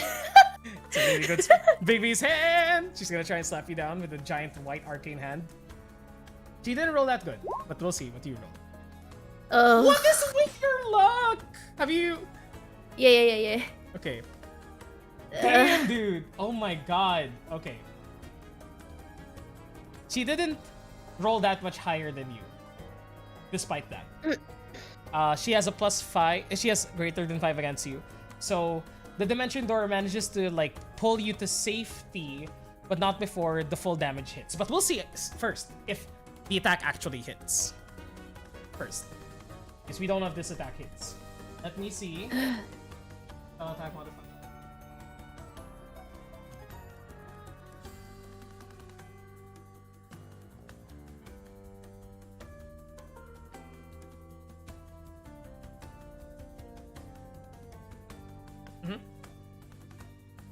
me. So it has to hit first, right? It has to hit first. That is a 27 to hit. 27 to hit. Oh fuck. Blah, blah, blah, blah, blah. No, it won't be enough. Wait. Oh no, it's a physical, right? It's force damage actually. Force. It's force. Wait. Wait. Hold on. Let me just drop a Big B's hand next to you because that's funny. There's something with Ellie in hands. I don't know why. It's happened multiple times. The hands keep flicking her dice. Yep, Damn. yep. There you go. Turns into a clenched fist and tries to like smack towards you. Yeah. No, it's not covered. It's not fucking covered. The force damage is not covered. Never mind. Yeah, I will have to freaking take it. Cause I can't do this because it's not enough. What's your current AC at the moment? My current AC is 19. Yeah, +5 is not enough, unfortunately. Yeah. So, And then like this one doesn't cover force damage, so like nope, I'm out of shit. Okay, but your dimension door is able to reduce the damage by 2/3. You would normally take 4d8, not 48, 4d8 points of force damage. It will be reduced to 2/3. Yeah.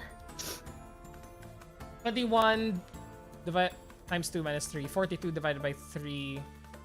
32, 30, 10. 10 plus 12. 14 points of damage. 2/3. Yeah. So 14 points of damage. How are you looking, Ellie? 17.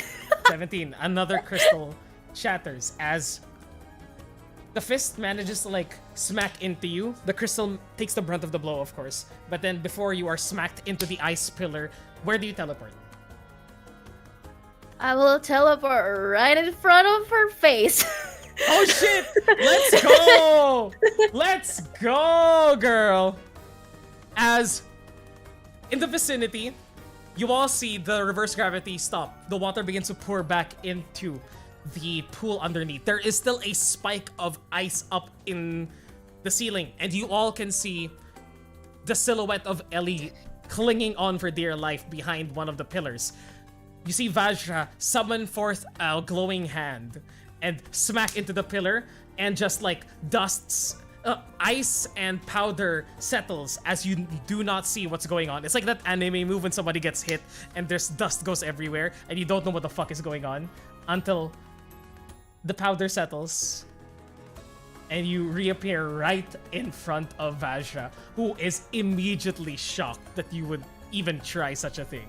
As you all see the water begin to rain down, the mist and dust and spray, whatever, disappear as you all see Vajra right in front of Ellie. And Ellie looking fucking mad, I would guess.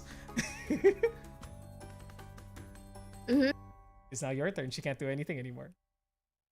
She's tempted to really punch her, but right now, like she wants to punch her. To be fair, she started the fist fight. She did start it.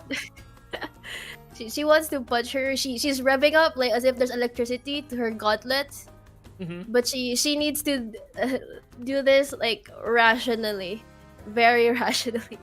So what she does is hold on, where is it? Where the fuck is it? This is fucking sick. It's so cool. I want more of it. She will hold on. I am mathing it. Go ahead. Right now. Hold on. If it's this one, I'm trying to make.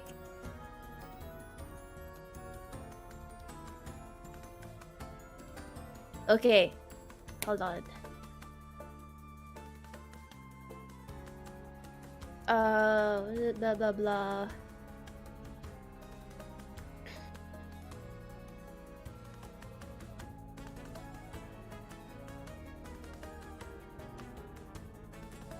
Okay.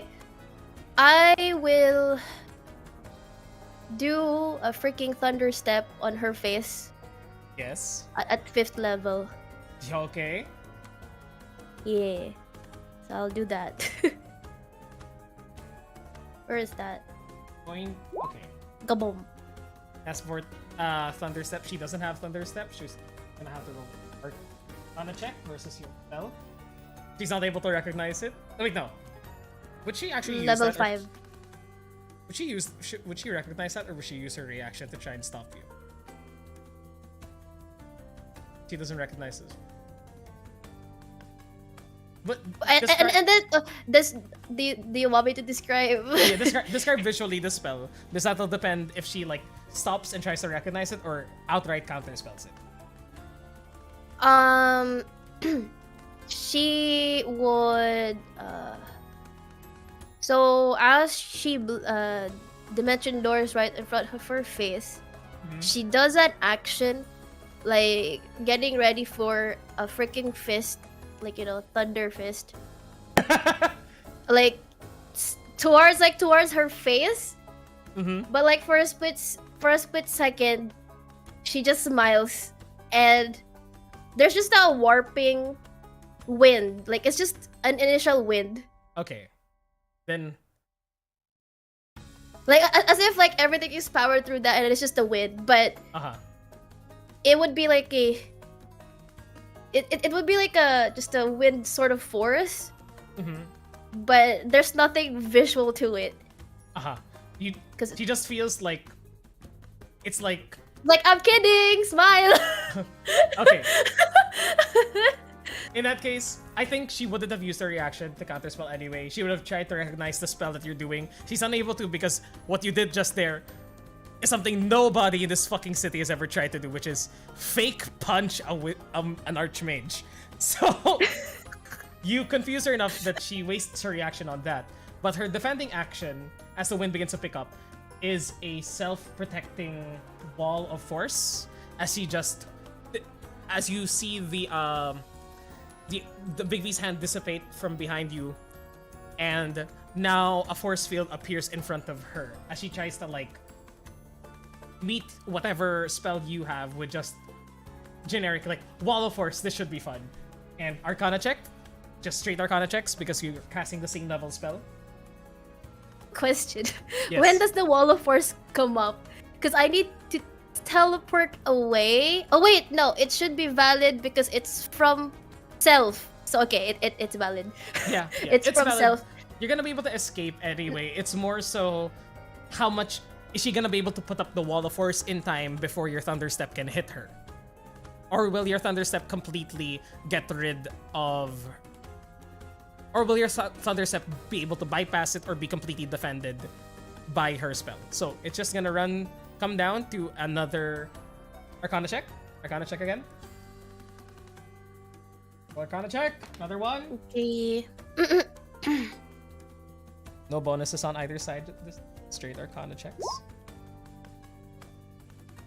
She rolled more than 10 of what you did, so... Can...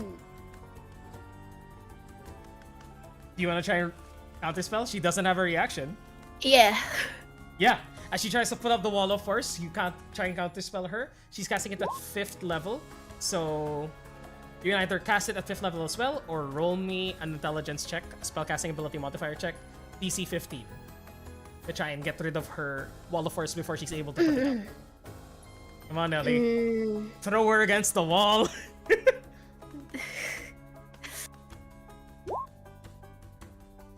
18! You managed to do it as she's trying to like pull up a wall of force against her. You're right next to her, and you see you're about to like trigger the thunder step.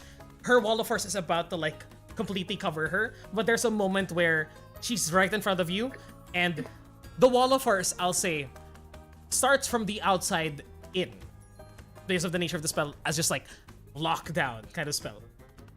So as her hands are about to clap together and fully complete the wall of force, you manage to get in there, and with just a wave of your fingers, right as it's about to close, You just like split through as the arcane threads are about to close, and you just karate chop through with your gauntleted hand, counterspelling her wall of force. And as her force field dissipates, you initiate your Thunder Step, dealing how much damage?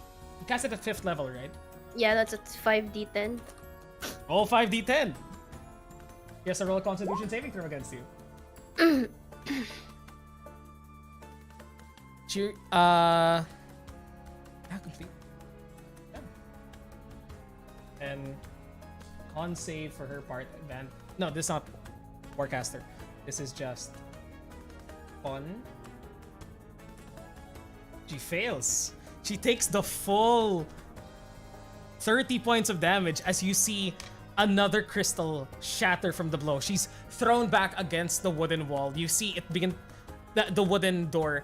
You see it begin to splinter from the damage that's being dealt. And you see her just like breathe in deeply. Where do you teleport to? I probably teleport here Just and then run back towards her. What a fucking move! Okay. The both of you are on your last legs. What do you do, Sen? Ellie.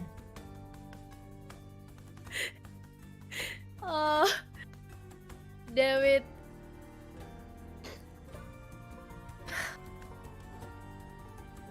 Is it a... It's a move to toss, right? It's a move to what? It's an action to toss. Yeah, it would And be an have action it drop. Are you trying to like throw her or something? Shove? Or what? You know, I have a stone. That was magic. I was trying to like toss upwards and just let it drop. Oh, okay. That well, Magic Stone needs an action to to sling it, unfortunately. But Okay. I can see the combo move you're trying to do. It feels like you're playing Tekken and you just like edge her and just like boom, throw it. She bounces up. She's gonna try and keep hitting her. Okay, so I can't. But You like, what other actions are possible? Because I am not a martial character. You don't have action surge, unfortunately, to try and. I am hit not her. at that level of artificer yet. You're not. You don't have extra attack. You don't have like cast a spell and attack. That's an Eldritch Knight thing. Unfortunately, I don't think you can do anything except cast a bonus action cantrip. Resistance. I don't have fucking resistance, bro. Guidance. No, guidance is not bonus action. Never mind. I don't have. True strike. No, I don't have. Okay. Jeez, no. Imagine if this fight ends in a true strike. Oh my god, what a wizard! Oh wow! What an anti-wizard thing to happen. Yeah. I will just do this because I don't have anything else. It's a bonus action. I don't know. I have another pebble. I just magically do it. I guess you just have multiple pebbles that you can just like turn into things, and then you can throw it on your next turn if ever. But with that, it's now her turn. It is now up to you and her as we just.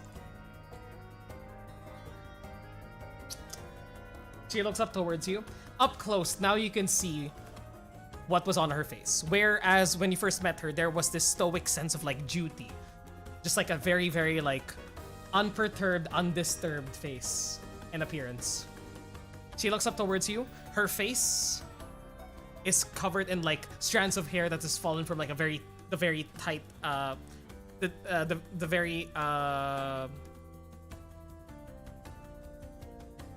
the dreadlocks, which were sort of like around her, properly positioned around her head, now start to like fall in front of her. As you can see through it, they're messy. Now at this point, she's smiling. She's excited. She's actually having fun. And there's this youth to that reminds you of how things were when you were playing around with Crane and flinging spells to test each other out. That's not good. I am always defeated by Cray. Yeah, we'll see how it goes this time around, right?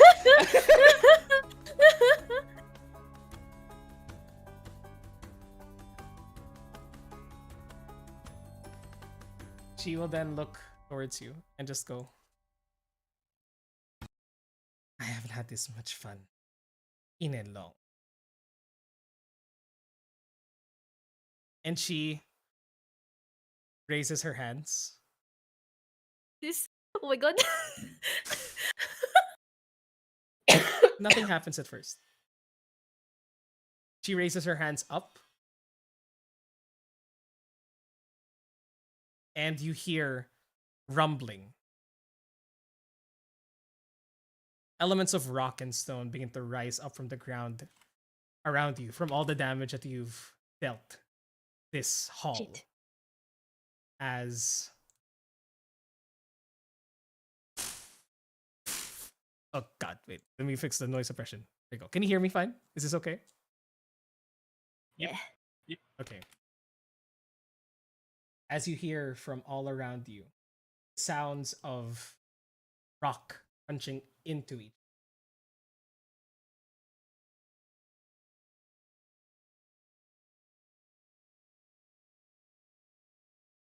One.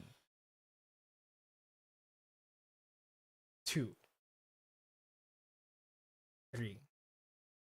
Oh fuck. Four.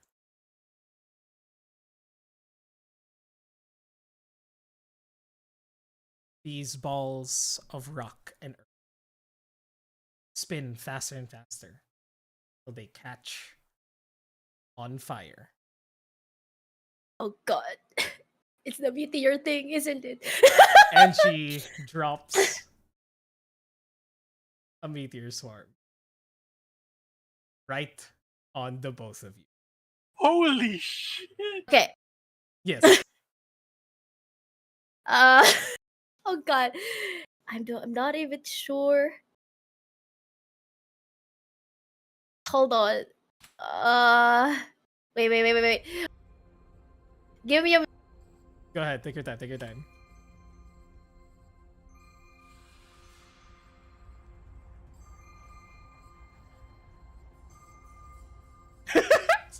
Are you okay, Sid? Hang in there. bro. Again, there, Sid. Bro. Kamikaze. Okay. Okay, I know what to do. Oh. Oh? It's I don't have anything else.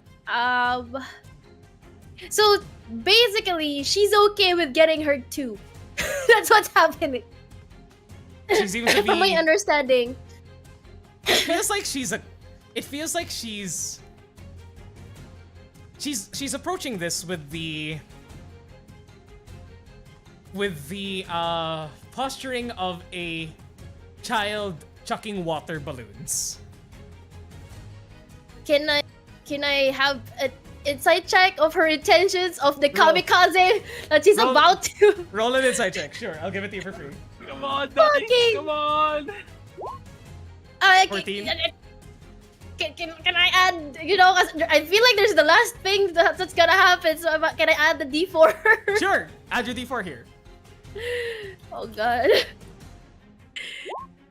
There you go. Or With a 17 insight. She's having fun.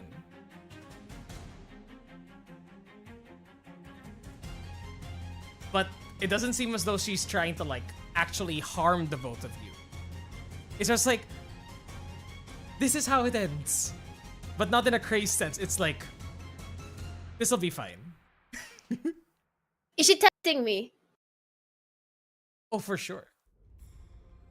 To see what you're going to do next, because it feels like she's just letting loose after not having, after being restricted by all her I have rules two. and I have such. two moves. I don't know which one. It's up to you. Do what you want to do. Do I? Okay. Only if it will be successful. Because I have two moves. Okay. Either I'll be a goody goody and do a wall of force, or because also that's a higher level spell, I think. Yeah. And then it's either that or a blink and let her have it. Am I gonna be bad or am I gonna be good? Those are two good ideas. Those are two very fun ideas. Fuck. Okay. What would Ellie pick? She has spent enough time with Asher. Wait. As you're deciding, I wanna ask what the party is thinking. You all see 4 meteors begin hurtling themselves towards Ellie and this crazy archmage. What is the party thinking? Cajun has his claws dug into Asher's arm and biting down on his tongue so he doesn't try and counter spell shit. This is also, to the spellcasters here, this is one of the only 9th level spells you've seen. Cajun. Yeah, it is. Yeah. Kerjin casted Wish, but this is Yeah. at This that is level. something else. Holy shit. Yeah. Like Steve's probably like, yeah, kind of like his almost pressed to the glass. Also like, can't be serious, right? The hell? Can this tower handle this? Leiral is just at the top of the steps, and you hear just like breathe out.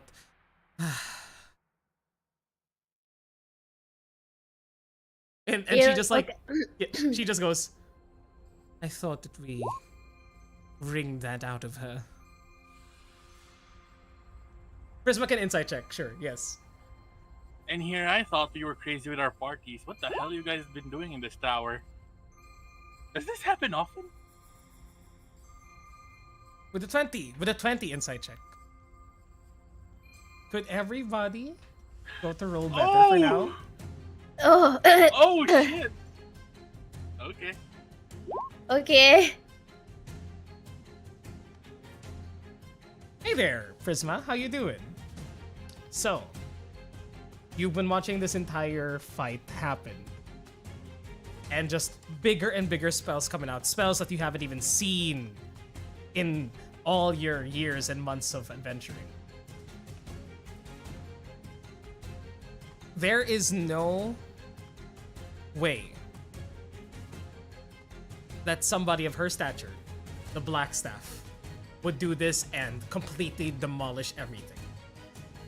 With your 20 insight check, she's really just a kid cutting it loose and fully trusting in both her capabilities and, having gone this far, the capabilities of your friend. And you feel like at this point, no matter what, she's had her fill. And at this point, she just wants to see what Ellie does next.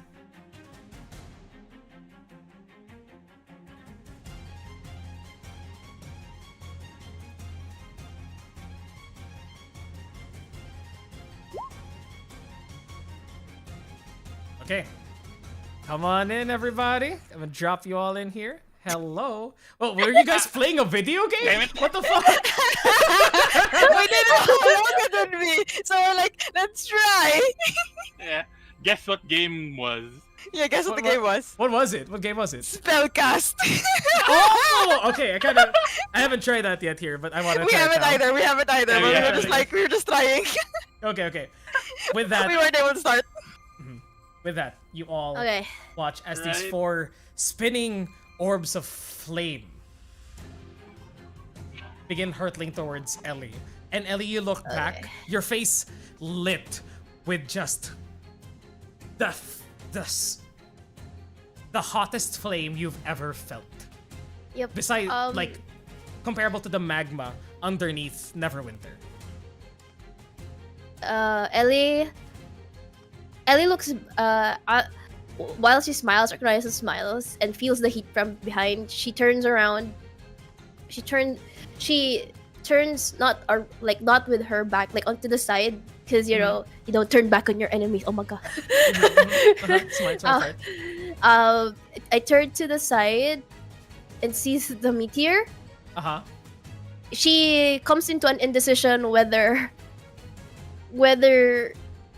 to, because she knows that she only has like a few spells left that could probably help her with, and in this split of a moment, you know, those like those flashbacks as if your life is flashing before you. Yes, sort of exactly. thing. So what was flashing in her mind was, with her memories already crawling around, everything has gone back. her memories with Team B, with the decisions made, with the thing. Oh, She Sen died. died. No. She died. No. Return. Okay, there you No, go. welcome back. You good? That was weird. That was weird. Discord just refreshed.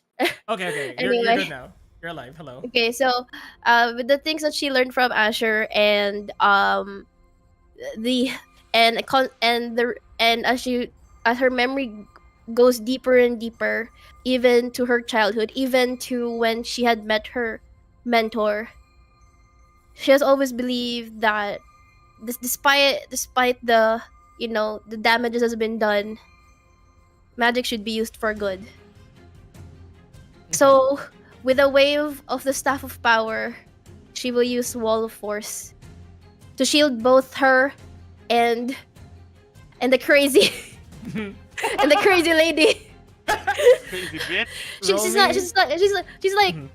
I'm not gonna be a coward, and I'm not gonna leave you behind. So like as she realized this moment, she turns around, she does this the staff of power, like she the edge the end of it, like just taps it on the ground, and then looks at Vajra and says like, I may not be powerful, but I won't let those take us. And then magic shouldn't be used for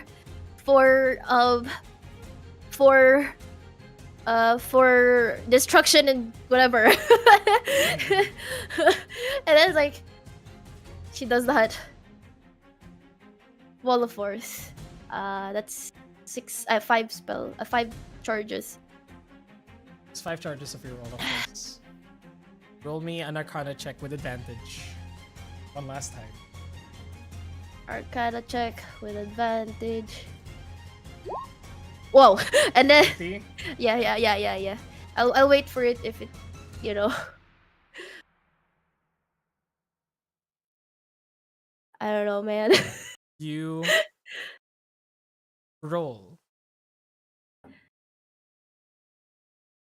Putting your staff of power behind you, summoning as many walls of force as you can, like almost stacking them to soften the blow and just completely shield yourself and Vajra. Just as these 4 streaks of meteors make their way towards you. It's a blinding light. She And goes the like, nobody's getting hurt. And and you rolled a 20. She rolled, because Meteor Swarm is a 9th level spell. yeah, it's so painful. She has a +5 to the Arcana check. A +5 to the Arcana. Plus 10 for her base Arcana. It's a +15. She rolled, in total, a 17 Arcana, bringing her total to below yours. And Oh as God! the dust settles,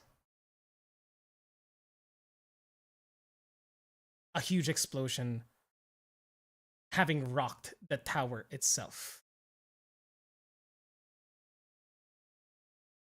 There's a deathly quiet in the air, as there's just nothing but smoke and flame inside that hall that you are in. The party cannot see anything until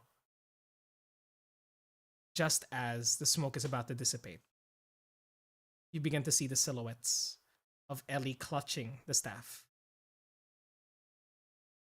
and hear from behind you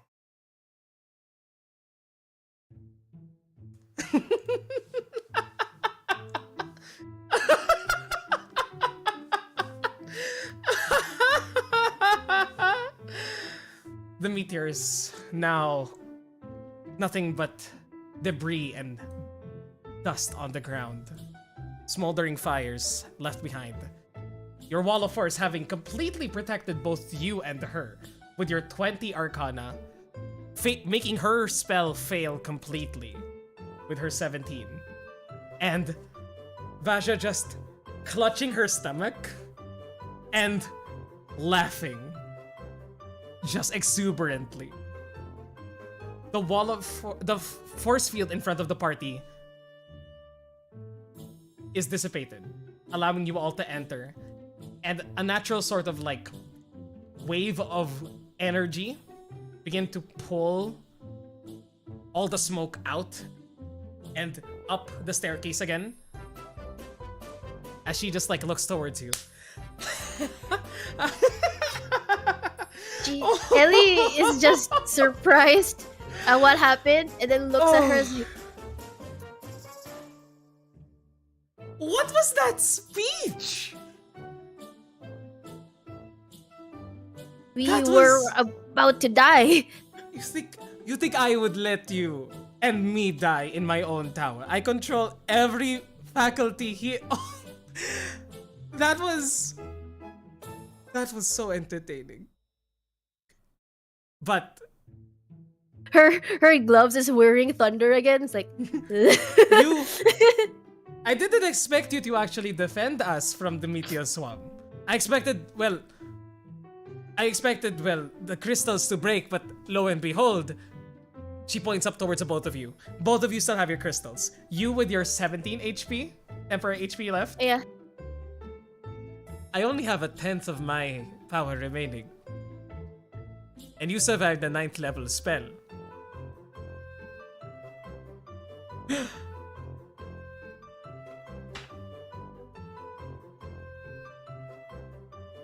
Open Lord, come down here.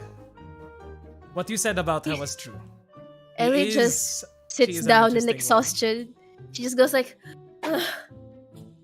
Lyral just like strides downwards towards you all and just like gliding down the staircase towards you all through the debris of the meteors on the ground. Yeah, at that point, Steve's just like, wait, what the fuck is happening? Erjin grabs Asher and Dimension doors. Just in case of an emergency. Yeah. No need to worry. This was a test, like I said. I just didn't expect it to be this fun. I remember when the 5th Blackstaff did the same trick on his test to the 6th. And they just let the 6th Blackstaff just let the 5th take all of it. And at the time, it was a ruthless move and tactically brilliant. But you... She like stands next to you now. Just like stops leaning against the door. She was leaning against it because she was just clutching her stomach laughing. I like you. It is nice to meet you. I am Vajra Safar. And I extends a hand. And I apologize for the rude initial impression. It is a requirement in my line of work. It was done... Well, it wasn't done to me, but it was done to all that came before me. Ellie is already is like seated down on the floor. She sees the hand being offered.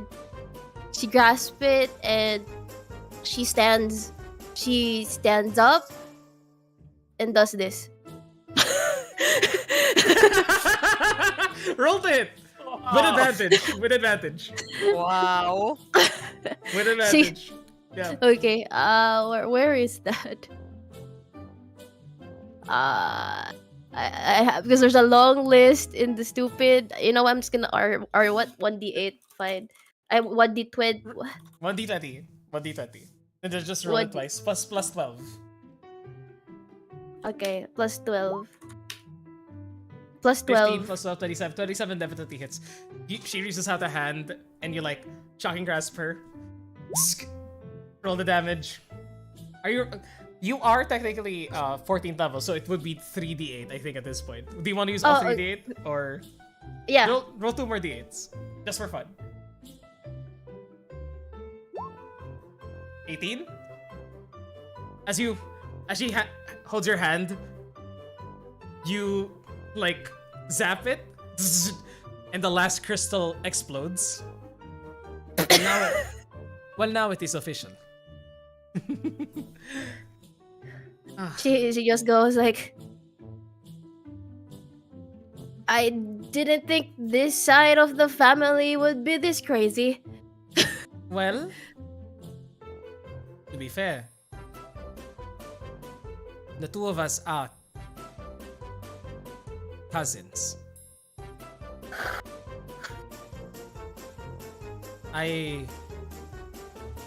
And before she can continue, Leiral like steps in between the both of you and goes, Ellie? Yes, and then like, and then she immediately goes like etiquette mode.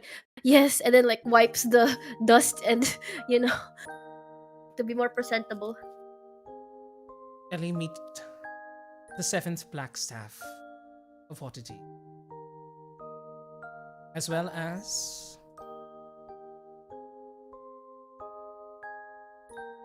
yet another descendant of Kelvin. 2 of you are cousins.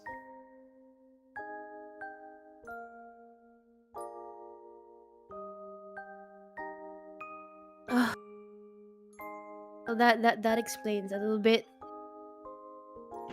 And Vacha goes, I don't typically show this side of myself as well, so I apologize. I have just been meaning to let loose. The typical work of a black staff entails 24/7 observations of the city and ensuring that the mages of the city are properly taken care of and anyone that crosses the lines are properly punished. But I wanted to spend some time today to get to know you.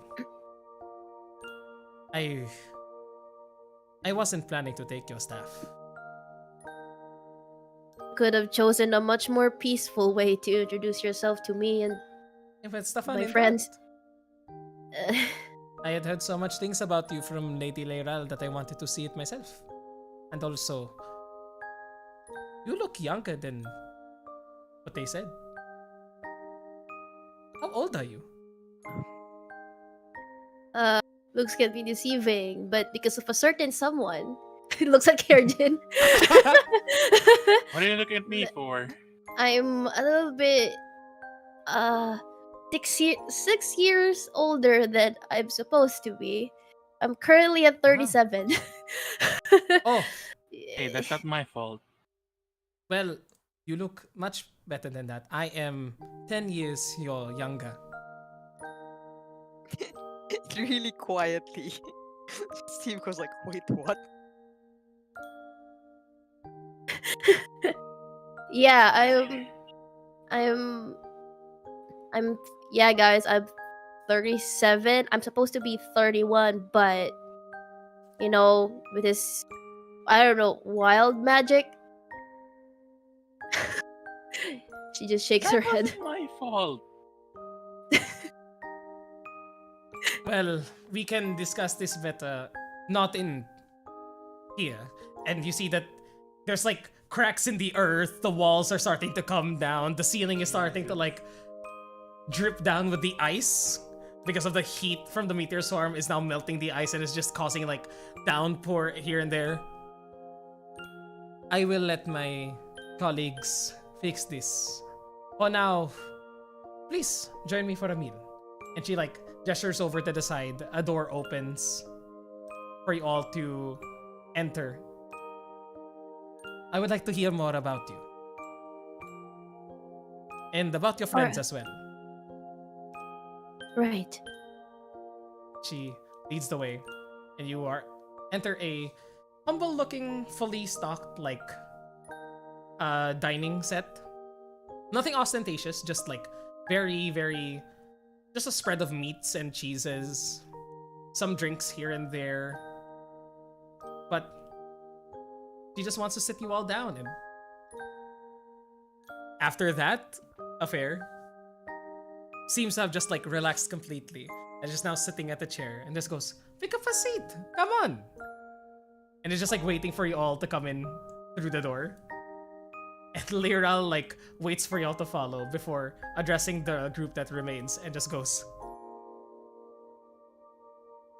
I'm sorry, she's a lot, but she's extremely proficient in her craft.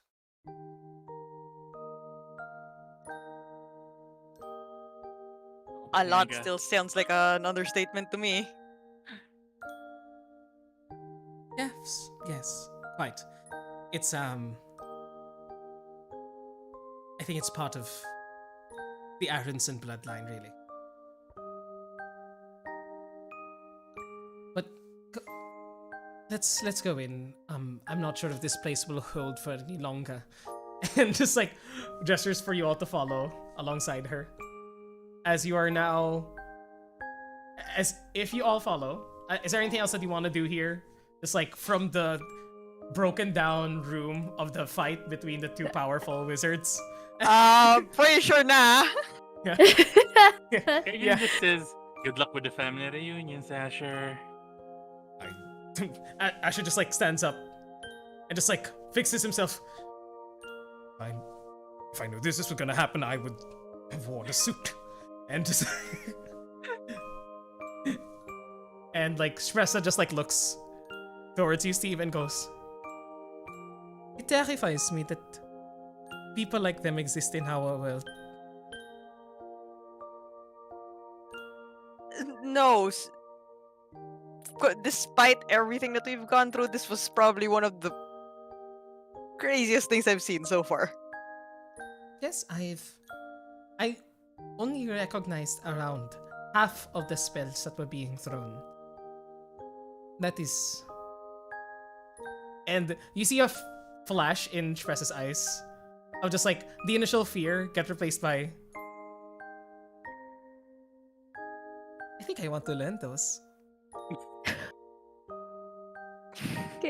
Scary cleric. Like, Steve actually like just kind of chuckles at that and's like, come on, it's going. If this is a wizard's hobby, you guys need new ones. Terrifyingly, Spressa can probably learn that shit. Oh shit. Shpressa can, as an arcane Yeah, it's cleric. arcane. Yeah, arcane yeah, cleric. Oh, yeah, you fuck. can. Arcane Yep. cleric, she can. Prisma, are you gonna stick around there or are you gonna go ahead in with the party? You're muted. Or is she just unable to get to the PC right now? But for now, I'll say that the entire party just like follows in, takes a seat. Okay, there she is. Sorry, I moved. Come with. Yay. I'll come with. And you are now having supper, lunch. Kaylin and Canary would also come in at this point. They just like were at the stairs until everything dissipated. And I will say that like Kaylin sort of like awkwardly nudges herself in between wait, where did I put Vajra? Where did she Here. go to? On the she's right. here. Yeah, Okay. yeah, on the right here. So Vajra and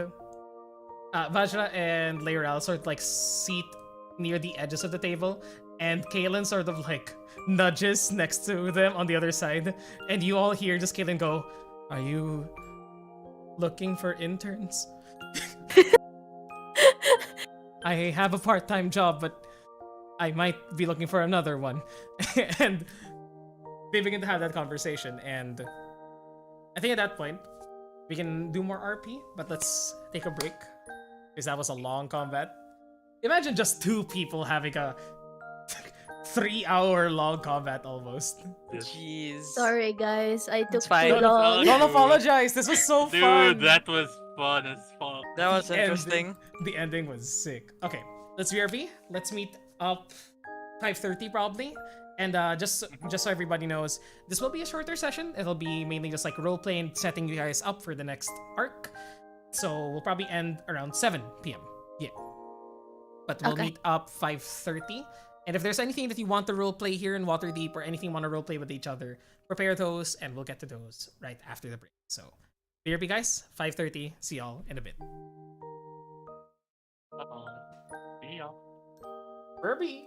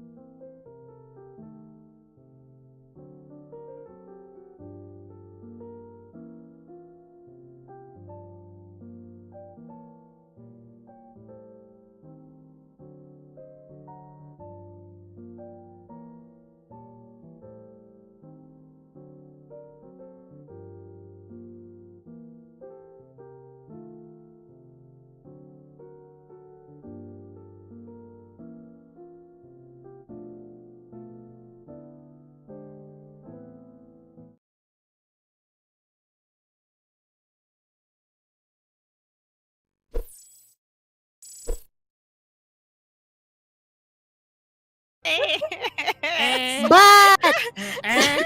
gluteus maximus. What's happening? That was like the weirdest decision to do the ass What? thing. But What did you guys do? What the fuck? What did you guys say? Yes. I love that it just got longer and longer and like grannier. Yeah, it's like super creaky. Half of that wasn't even heard on stream. What the fuck? No, we know. We know.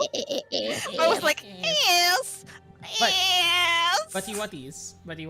Also, welcome everybody. Welcome back to the second half of this session. Gonna be a shorter session today, but thank you for joining us. Thank you, Lexos. Thank you, Nina, for joining us. It's very fun to have you here. And anybody else that will be tuning in, hello, hi, how are you? But in the meantime, you now find yourselves in this side room with two of the most powerful mages in Waterdeep, casually sharing just like a sandwich spread with all of you. And A sandwich. just like a single sandwich spread, yes. Yeah, exactly. Just like this one jar. A spread of sandwiches. There you go. That you can make of your own volition. Yes, that is true. And Sen is the Liam O'Brien of the group. How so? Yeah. Why? what? How? Wait, what? I guess in the just a wizard thingy. Ah, the wizard of Oh, the group. Yes, oh. yes, for sure. Sen just beat a fucking archmage by protecting the both of them. What a Chad move, am I right? Mm-hmm. That's a Liam O'Brien thing to do as well. That is a Leo O'Brien That's thing a to very Liam O'Brien thing to do. I love Liam O'Brien. And so, as we were all just provided with these basic meats, butts, you provided with butts to do as you will. do. Yes. Good job, Ishi. Have fun. You're provided with these basic cuts of meat and breads and cheeses and whatnot. Leiral sort of like continues and speaks to all of you. Not really partaking of the food herself, just more enjoying a cup of tea. Just like an older version of Ellie, really. And he just goes, so I didn't mean to come and draw you all in here for deceptive purposes. We really did need to speak with you. My friend here, as Vasha just like takes a bite of a sandwich and like waves at everybody again, wanted to meet with you personally, Ellie. We I have can- Mhm. I can see that. Yes. have some concerns regarding the Umbra.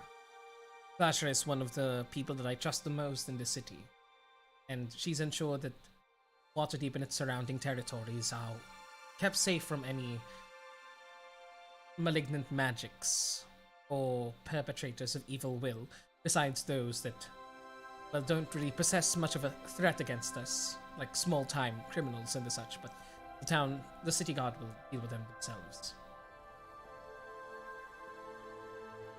What have you heard about them? So far, when we try to dig deep into other places, we haven't really gotten anything at all. And with the trouble that we had over at down south, I heard of that. You all made quite first saving Neverwinter and the north of the Sword Coast, now the south of the Sword Coast with Tathia. Though I do believe it was only a few people that mentioned you all specifically. You weren't part of the. It was more of attributed to the Lord's Alliance.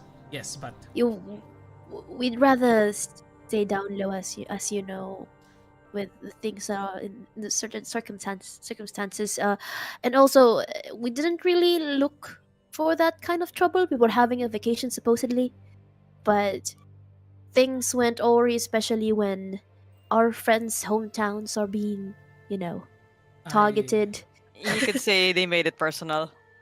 Yes. I can understand that. I myself actually I was born in Tathia. I was a resident of Daramar for a great portion of my childhood. And when I heard of what was going on, before I could investigate it myself and put a stop to it, I heard from the grapevine that you all dealt with it yourself, so thank you. Really, thank you. I still have some family over in Daromar, so it is much appreciated.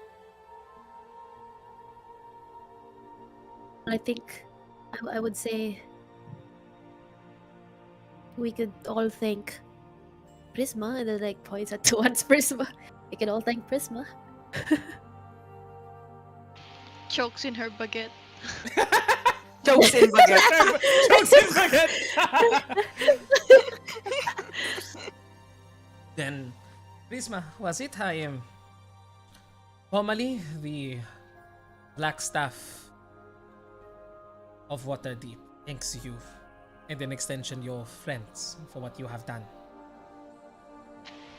And Nods while chewing. and visibly, those of you with a insight of 15 or higher would probably notice Kaylin just shifting in her seat, knowing oh god, it's connected to me again. Oh god, and just Kaylin just calming her down. It's and Lyra notices the two new people that have arrived. And who are these two lovely women? And Kaylin chokes in pandesal, and Oh my god. Oh, well, they have recently applied in the institution College. that we were just in. oh yes, I heard that your group went to New Olam. Interesting. I pardon me, but I from what it seemed, you pointing towards Kaylin, and Kaylin just goes, yes, and you seem to be of a very proficient arcane study. If you were there to apply to New Olam, and I do not mean to make offense, and looks as Vasha looks towards you, Kerjin. I recognize you from one of the concepts. You play a mean flute, and the New Olam isn't really that well known for the deeper pursuits of arcane study. Again, no offense, but there are institutions that cover the more nuanced elements of magic. Well, Yeah. well, Kaylin is pretty new to the city of Neverwinter, and that's her knowledge is precisely why we enlisted her help in figuring out the previous mishaps. Then the two of you are to be thanked for as well for your help in the matter in Tethia. And Ken goes, yeah, we, the two of us definitely did help. And Canary just goes and goes, I was trapped in a cage most of the time. And Lyra and Vasha just look at each other. And Lyra and Vasha nod towards each other and just go, we know the feeling. Yes, responsibilities can get a lot. It feels very you're taught to do most stressed mages in the city. And Canary goes, no, I meant and Kaylin covers her mouth. It's no, babe. Well, in any case, if you would like to apply for a position here, we can have another test some other day. And Kaylin just goes, that one over there? And Vasha just goes, why? And there's a spark of electricity that goes around Vasha's eyes. Would you like to take the same test? And Kaylin goes, eats another piece of bread. I kid. I reserve it yeah, I especially don't for think people like you. Don't you worry. I don't think I don't think they should. That was stressful. Oh, I would like to apologize for the stress that occurred there, but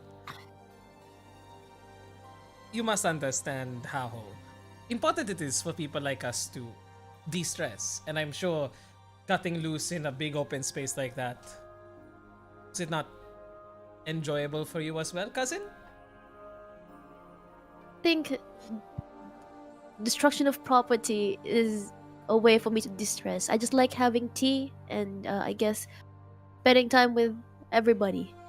And I don't know, You perhaps because I've been adventuring for a very long time, that I don't think I have felt as much stress as you have. Not unless, of course, under the duress of whatever trouble we're in, but Hmm, we have a lot of restful nights at least.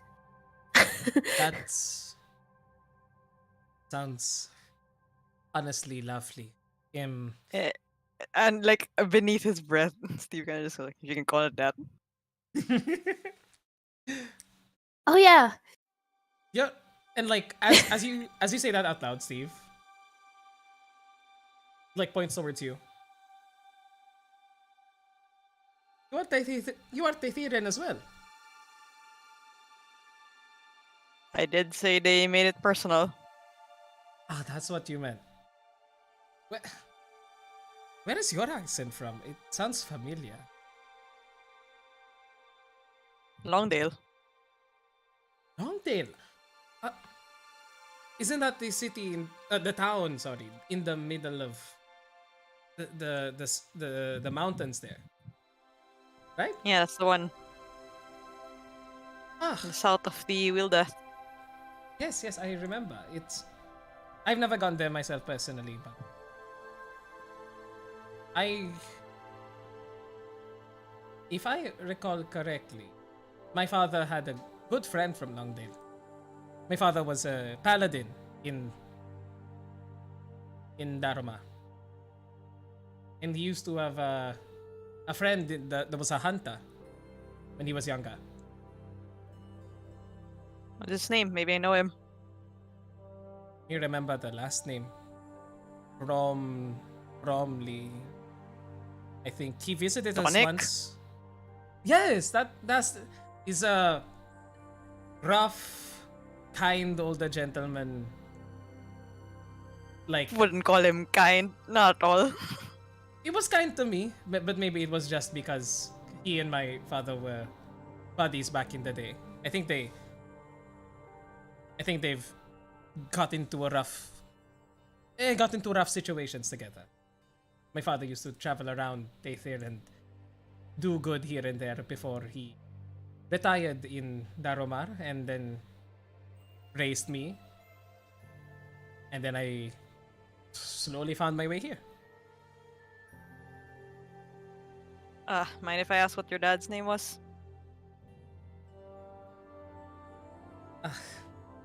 And like you can see, like, as you redirect the question towards her, she sort of like takes a pause and goes, my father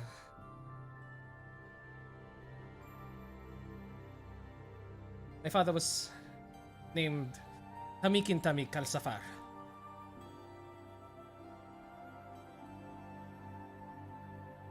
Steve kind of just like licks his lips like, I'll mention about him to Donick. He's still up and about back at home. It's good to hear that he is still up. He used to bring us like the freshest doughs. We couldn't really get them fresh in Darumar. We always had to buy them cut already, but he always, whenever he visited, he carried some along the hose for my father and I. How Like bread? Hmm? Like bread? No, dough. Dough. Dear. Deer. Ah, Like deer. a female deer. Okay.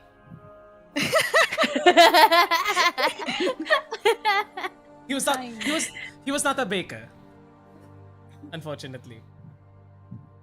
But Just making sure. yes. But my father. Will, Mhm. how long was it since your family have last visited Tatir? I well, say family visited, but I'm really the only one who left it. My father and my aunt were really my only close relatives. They were and you see her like her face drops. They served the city, the both of them. Darumar was attacked. They came to its defense, and unfortunately, well, their efforts weren't for naught. After that, I moved here to Waterdeep to pursue sorcery, as I was studying in the Darumar mage circles, and I was picked up actually by the sixth Blackstaff. He trained me personally.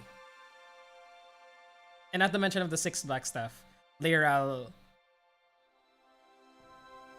Steve, Kerjin, can the two of you roll me passive perception checks because you two have the highest passive perception in the party? Sure. 26. Fine. Damn, Wow. you two.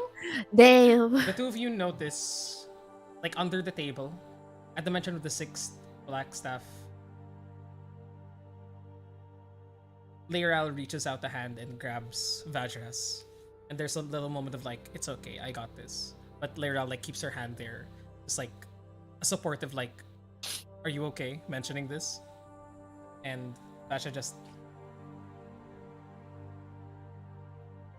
continues on without skipping a word. I'm very sorry to hear that. No, it is okay. I still think that my father looks on at me with pride, seeing how her little daughter has risen to, well, the top of a wizard's tower. We used to always just look up at the castle in Daromar and think that I would be there one day assisting the king. And now I am here, not assisting a king, or even a lord. Here I am assisting the greatest city along the Sword Coast.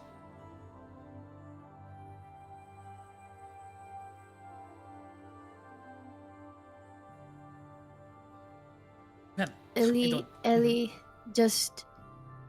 Ellie like lifts her hand and then like pats like the back of Vajra and she goes, "It's okay. I'm family. Madame Laurel is family. All of, I think I would say, people here in the tower is family." well, I wouldn't say family. The Blackstaff mages here. I mean, I wasn't unlike them, but like she like looks at the door, casts a spell, and you see like arcane sigils just are written into the door. An abjurative magic of sort, or like an anti-divination magic. All of the Blackstaff mages here are amazing. However, they seek one goal. And she like reaches out a hand, and appearing from thin air is the Blackstaff. Her Blackstaff, as she puts it next to you. Hers looks newer than yours, like newly polished. A bit, whereas yours is like geometrical and like jagged in certain areas. Hers is more like organic shaped. Still taller than the both of you. Like hers is around like 9 to 10 feet tall. And has like wrapping vines around it. As she sets it down, they seek my position. Because I see. To be honest, not a lot of people think that I deserve it being so young. A black staff mages that are 5 times my age. More. But age doesn't mean everything.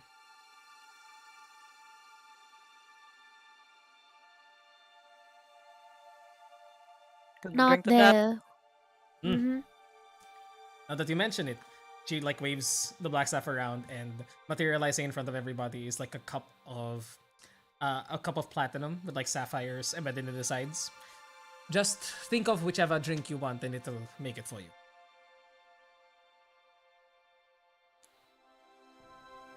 Ellie just thinks of her favorite tea. As you think of your tea and you grab the like platinum wine glass, it like shrinks down and melds into a teacup, still the same designs, with a saucer, and just like, neat trick.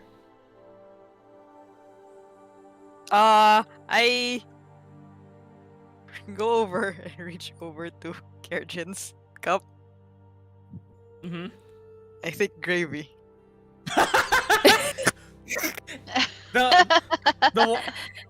The goblet extends into a gravy boat and just is full of like immediately just like simmering gravy. That And I fills just the leave it Joke's there. on you, he likes that. Joke's Nice. on you. And Cajun grabs his sandwich and dunks it in the gravy. And then eats it. I did not know that gravy was considered a drink. Good to know. I will add that to the parameters of the spell. Oh, And mhm. I Well, should. some people. I'm sorry, this is an important conversation. Go on. No. it's, I'm just Go about to ahead. chime in lang naman na I should learn that. Go ahead, Prisma.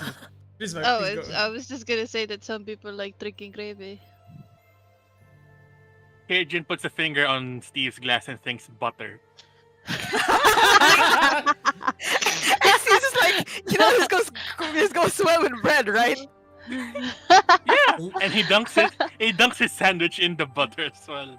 Bowl of liquid butter. Just like Yep. melted liquid butter. Oh, Like- that would smell amazing. Yeah. Right? Mm. Oh, you know what? Steve's used to the smell. Oh yeah, Actually, he would be. He would be. Yeah, I think I look at Vajra. I think I would like to learn that. Huh. Maybe in The the only thing I future. could Mhm. the only thing I could do is just fabricate stuff. Well, this one is a bit of a fabrication magic. Myself, I invented it one day when I was just bored in the office and I had like 10 minutes until my next meeting. So I can show you how. I can just send the notes over your way, and just Do it, Ellie. Do it. if Tapping out you would be guys amazing. if you guys look into her eyes are sparkling right now. It's like, oh my god, I can learn that. it's a variation of the alchemy jug, basically, but more petite and easier to carry around with you. I had a feeling that's why I did the gravy thing. Yeah, exactly. Hold over the initial spell. Good to catch. Good catch. This is why we need QA. Oh yeah, and then Ellie goes like, oh right. Okay. I gesture towards Asher and goes like, oh Madame Lera already met Asher, but since your family, Vajra, this is Asher. Yes. The tall one who was boring a hole into my skull when we started this. Good to meet you. You are my cousin's lover? And Asher just you can say that, yes, for sure. It's great to meet you, Blackstaff. Please call me Vajra. Nice to meet you, Vajra. I am Asher. And that was a sporting competition that you all had. A bit nerve-wracking, traumatizing, but I'm glad that it ended this way than any other way. I am as well. But don't worry, I would never turn both me and my cousin into fried chicken. Like that. We were always protected. I just wanted to see how you would do, and you exceeded my expectations. In all honesty, yes. Uh, uh, yes, right, yes. Like, no. She doesn't. She's like doesn't know what to say, and then like when on the mention of lover, she's like, yes, yes, She goes back to the tree, and then she's like, you know what? This is a great tea, and then it's like drinks more tea. Looks like some of the goody two shoes is rubbing off on Ellie. It's all right. I think I have a drink in mind already, and just it's like, what would Asher's favorite drink be? Would it just be a cup of honey? Meat. And Kejin reach out Honey- to his cup. Yes, go ahead. He thinks ragu, just soup. Wow. Okay. What's I a like how we're just ragu? like I like how we're Ragu just here. fucking with each other. It's a Prism soup, is it's a soup. holding her cup, and if It's, somebody reaches out to meaty it, she stew. will slap them. Here. Come on, Discord. Don't die. There you go. Oh, so that's ragu. Mhm. Oh, it actually looks delicious. Oh my god. He's a Okay. good camping stew. Huh. And they just goes like go on like sipping tea. Doesn't know what to say. Anything else? I think Red poofed. No, I- hello. yeah. I'm back. I'm back. Okay. Okay. No worries. In that moment, like Kaelin and Canary like start to reach out for the cups that have been laid out in front of them. I think I don't want to make a joke of just like would Canaries just be like a full-on fucking bird bath? Apple tea. Oh my god. Oh my lord. No. Canaries shapes himself into like a cup of champagne, actually, like very, very like Oh. Oh, beautiful, fancy. like fancy Someone's champagne. fancy. And Kaelin, I'm just gonna make a guess. If Jelly watches this in the future, it's a piping hot cup of hot chocolate Ah, comforting. Mm. Wow. With little marshmallows. with little marshmallows. Oh, Like, that's start to oh, form best themselves. kind. Aw. Best The best kind. kind. Yep. I'm saying. Swiss Can't Miss. leave that out. Hell Sponsor- yeah. Sponsor us, Swiss Miss. Sponsor us. Come on. Sponsor us, Christmas. Sponsor us, Swiss Miss. And as everybody had, there's a cup still in front of Espresso. Tressa. Yeah, and Tressa wouldn't drink this early, right, Mart? Not like alcohol. No. It's No. it's like afternoon. That's just gonna be a refreshing sort of like fruit juice or a punch of some sort. Mimosa. Mimosa. It's kinda Mimosa. perfect. Oh, a Shirley Temple. A Shirley Temple, but yeah. But like she makes just a non-alcoholic cocktail just in front of her, just to like very sweet, very nice. And you all just like share that moment together. And Vasha just continues.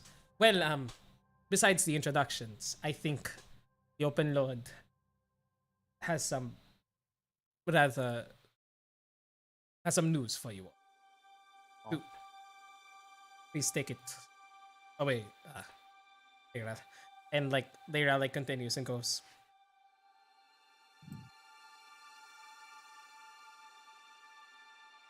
Regarding the Umbra, once again, we have not conducted intense investigations as of yet. We lack the manpower for it.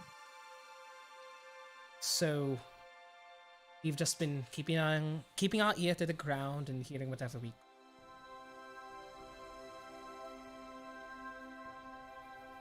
The one that was sort of leading that investigation, though, and as to why she wasn't able to return to you, was Vera.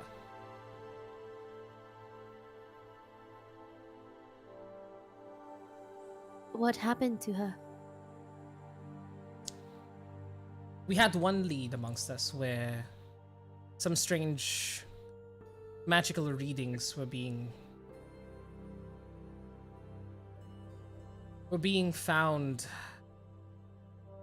in Silvery Moon.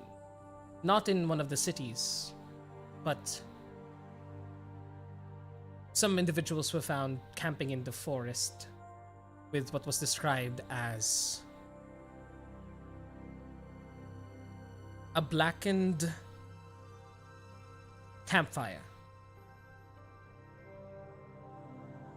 It was emanating light, but not actual light, and some travelers managed to pass by. And Vera thought that it was important enough information and decided to investigate it along with a few of our other agents with her.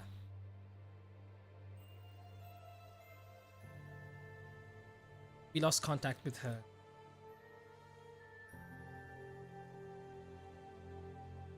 10 days ago. 10 days?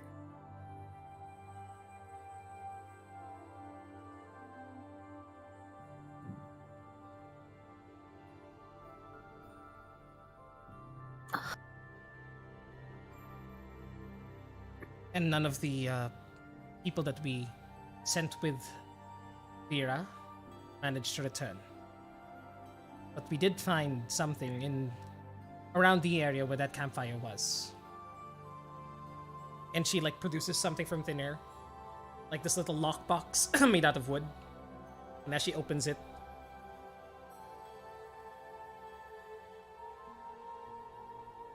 out comes, and she like casts Mage Hand to pick it up. Like she's being very careful with it, not touching whatever is inside the box, not even touching the box itself. But out comes like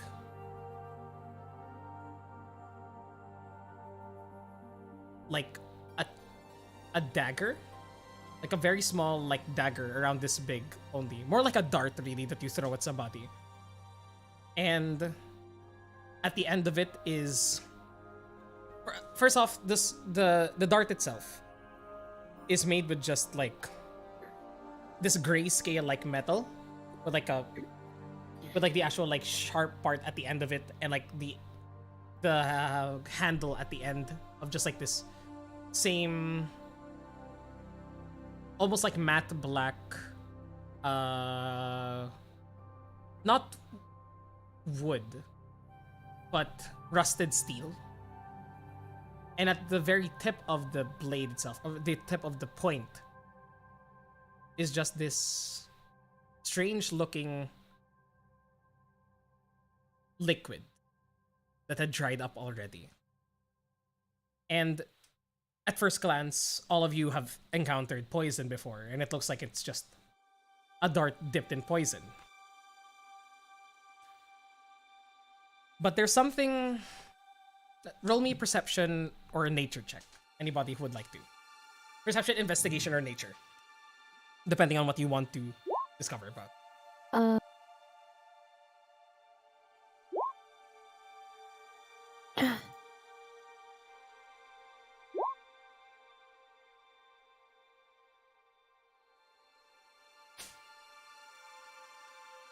16, 24. You know what? Anybody else? Yep. Let me try. I haven't used this so much. Yeah. Magical guidance. Guidance. Reroll it. Yeah, go ahead. 9 is definitely not enough at the moment, so continue. There we go. Mhm. So It's a 22, tiniest bit of 24, magic. 16. Steve, with your 16 first off. Yep. You've...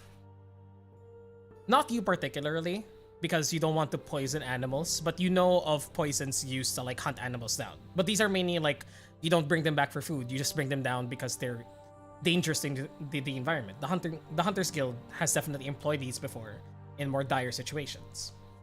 So you recognize what poison looks like when it has dried up and it's no longer potent. But there's something else there. Like, you think at first, oh, it's probably blood that mixed with the poison, that's why it's like this dark color. But it refracts light differently than other poison. almost like an oil, where if you look at it from different perspectives, it shines different colors. In that way, and you've never seen a poison like this before. For Ellie and Kerrigan with your investigation check, you get close to it and sort of like try to recognize if you've seen this sort of liquid before, or if you've seen this sort of metal before. You're not too familiar with metals, but you've dealt with your fair share of weapons, especially Ellie, who's had to like construct a few like prototypes back when she was studying in college as well. But the metal itself is in itself a unique make. It seems to be monochromatic, not like how steel can like reflect light and like almost be a mirror if it's shown. This doesn't seem to be steel itself. It doesn't seem like a conventional weapon that you would be able to pick up anywhere. It doesn't seem like a regular dart. And the poison itself, you also notice what Steve did, in that there's an interesting way how this poison reflects light itself that you've not seen before. Kaylin also like looks up because this is like her realm of expertise, and she will also roll an Arcana check. Oh, not Arcana. Nature for her. Nature for... Then he gets it's a 16, not too high. And Kaylin like speaks up first among everybody and just like takes a look at it. In all my years of alchemy, been under my previous employer, I've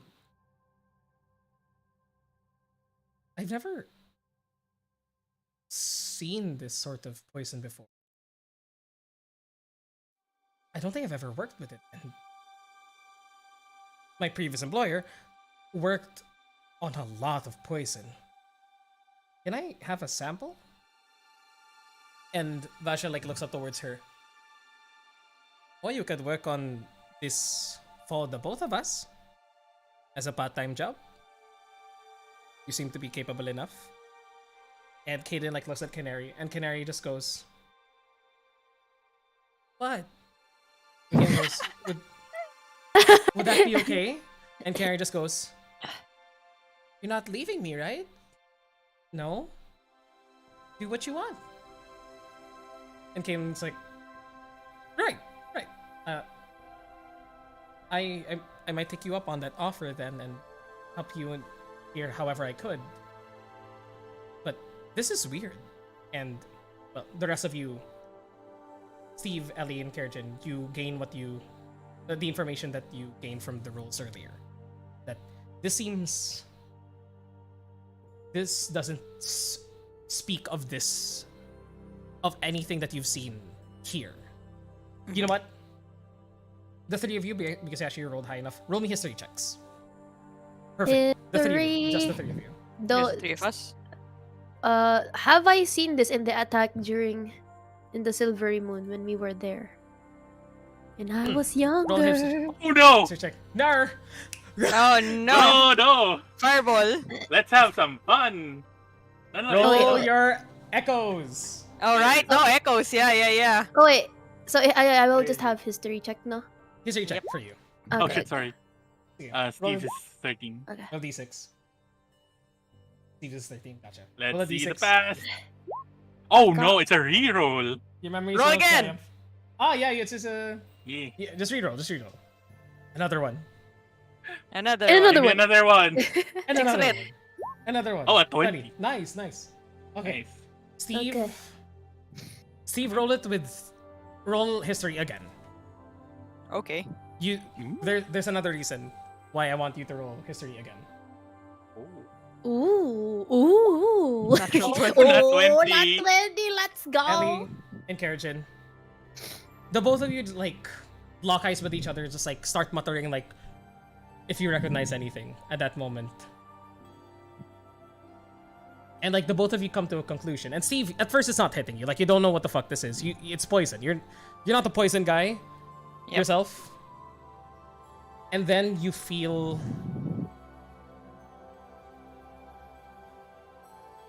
one second.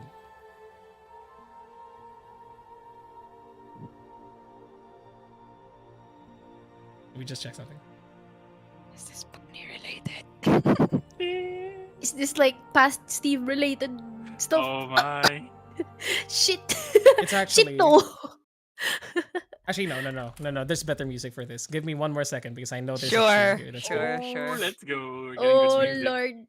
Oh Is lord. this Pauline related? You feel Shpressa's hand grasp yours harder than she's done for a while now. And looking at your beautiful wife's face, there is terror in her eyes. As you all come to the conclusion, with the shock of Shpressa as well, the four of you come to the conclusion. The one time you've recognized a dark, sludgy substance like this, refracting like light a different way. Way back. No, it couldn't be. And like Shpressa like is still holding onto your hand, and she just goes, "What would that be here?"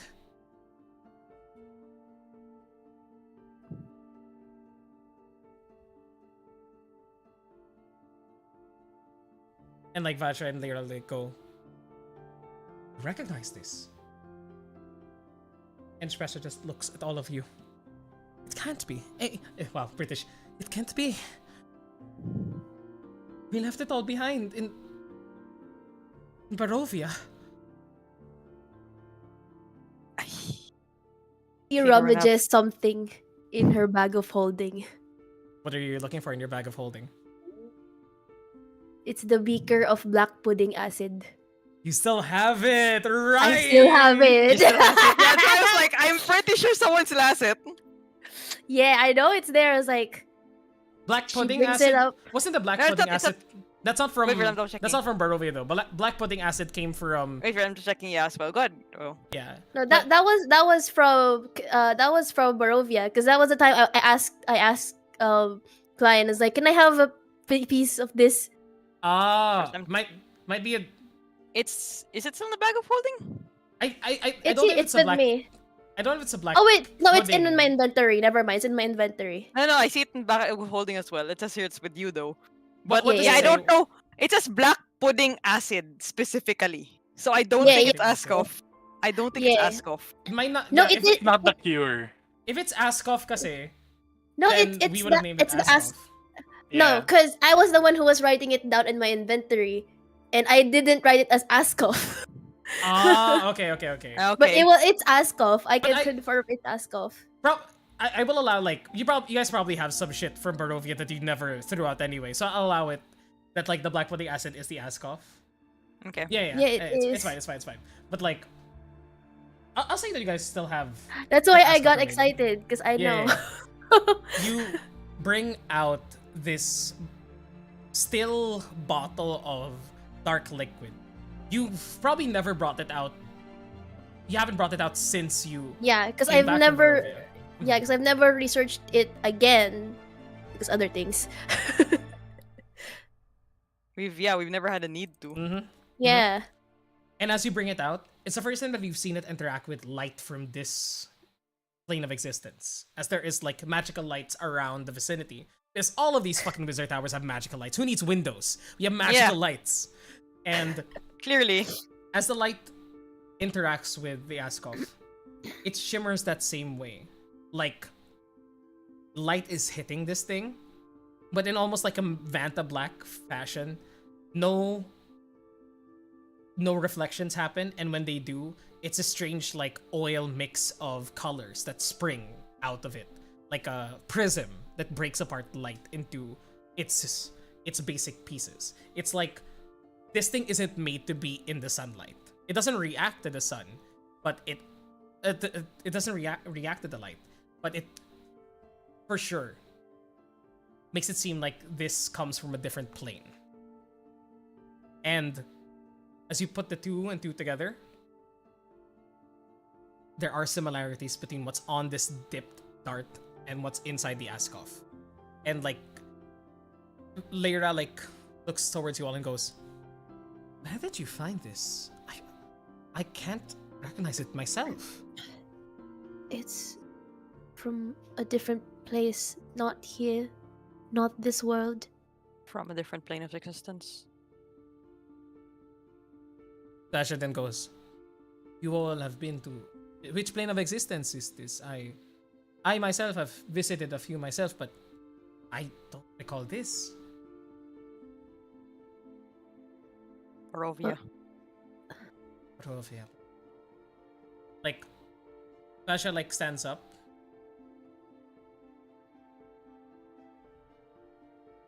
Disappears for a second. Reappears like 12 seconds later with like a heavily like rotted outside looking leather tome. Like it smells like the swamp when it opens up. Like, why the fuck does she have this? She Oh doesn't- god. Oh god. And Vasha like puts it down and on the table. And like, "I have read of that before." And Lyra is like, "I think I recognize it as well." As they both like pour over the books, as you all look over their shoulders, look from the other side of the table. And in a language... Who understands Abyssal? Damn it, it's a different character. Well, I do have spells for that. Nope, not me. If you want Sorry, to. I clicked accidentally. No, Prisma. No, Prisma. Is this only spoken or written? No. as well? Comprehend languages is also written language. Oh, It's all languages. It's all languages. All. It's all the language. But okay. Mhm. Yeah, it's a ritual anyway. okay, it's gonna be 10 minutes, and well, you can try, but like these women are going through it really fucking quickly. And Yeah, I won't ritual it. I'll just spend the spell slot. okay, you just cast it, and you manage to like read what they're Yeah. reading, and it's basically like describing different planes of existence as they're just going through one page or the other. You read about different places in, like, overall, you can see like on the header it says Ravenloft. Like it says every now and then Ravenloft, and then like within there's different like names that pass by that you can barely understand, like Forlorn, Falkovnia, Kartaka, Saragos, and they finally got to one that you can actually understand. So there are like images and visions of like stuff from actual nightmares written and drawn into this book, like an explorer's book, explorer's guide to this Ravenloft. Spoopy Town. Spoopy Town. Van Richten's guide to Spoopy Town. And No, Van Ricky's. Van Ricky's. And Ricky's. Ricky's guide to Ravenloft. Yep. And she finally gets to a page where you can recognize it.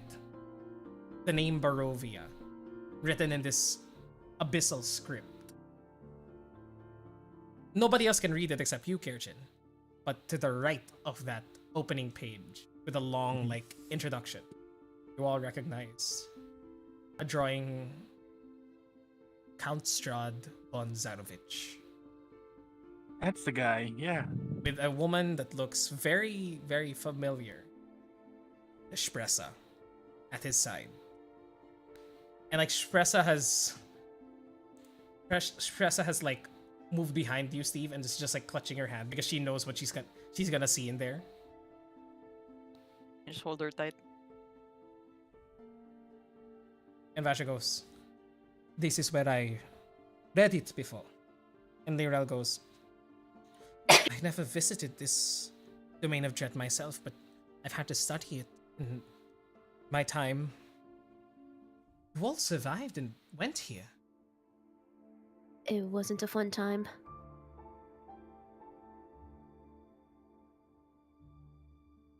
Shpresa goes, it was a terrible place. I myself... Like, she looks towards you for strength, Steve, to say what she's about to say next. Myself, an old resident of Bahovia. It is because of these people that managed to escape. And Vasha, like, stands up, looks up at the book, looks up towards you. You look like this girl here.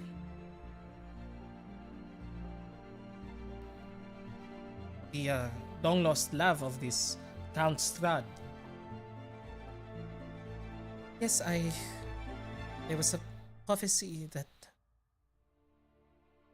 Strad's beloved would return to Bahovia. And because I looked like her, I was to be replacement.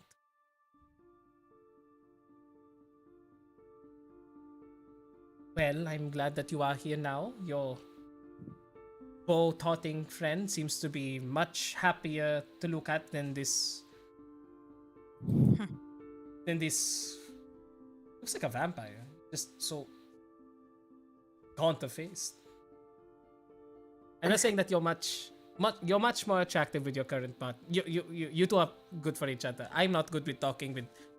Anyways, and...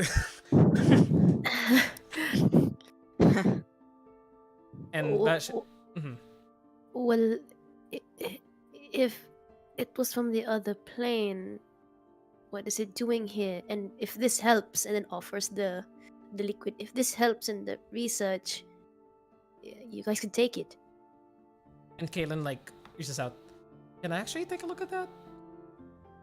If I'll be working with you all anyway, I would like to help. And there's like, the gears are turning in Kaylin's mind. They're just like, I want to take a look at this. And Basha goes, please, go ahead. Hands over. She takes it, like uncorks it, and just like takes an initial whiff. Smell worse than the swamp book permeates through the room. Because this has been here for 2 years. Yeah, it has. In 2 years. It's been in your bag of holding. And he goes... To be fair, I think it's only been a year and a half-ish. Yeah, a year and a half-ish, probably. Yeah. As soon as the corpse is like... And like, Canary just like...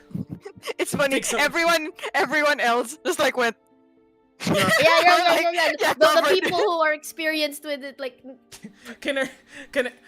Canary doesn't have the social cues to do that. And as soon as it uncorks, everyone's like, oh! And Canary just goes... She passed out. Canary just immediately goes... knocked out. And Kayla just goes... Ha! And Vasha just... Should have warned you about that. And Vasha just goes, I cannot dala. And like, the door opens and... The door opens and just like, the chair begins to like, walk by itself. I will help air her out as you open this. I might actually have to take a step outside myself. Leral, can you handle this? Thank you. And she just leaves. she fantasiaed Canary out. Yeah, she did. And Leral just like stays there, unperturbed. This chosen of Vistra. She doesn't care about sense. She's basically godlike. And she just like looks towards Kaylin. And Kaylin just like, I think I need a proper laboratory for this. Could I borrow one here? And Leiral goes, it seems as though that Vasha has taken a liking to you, so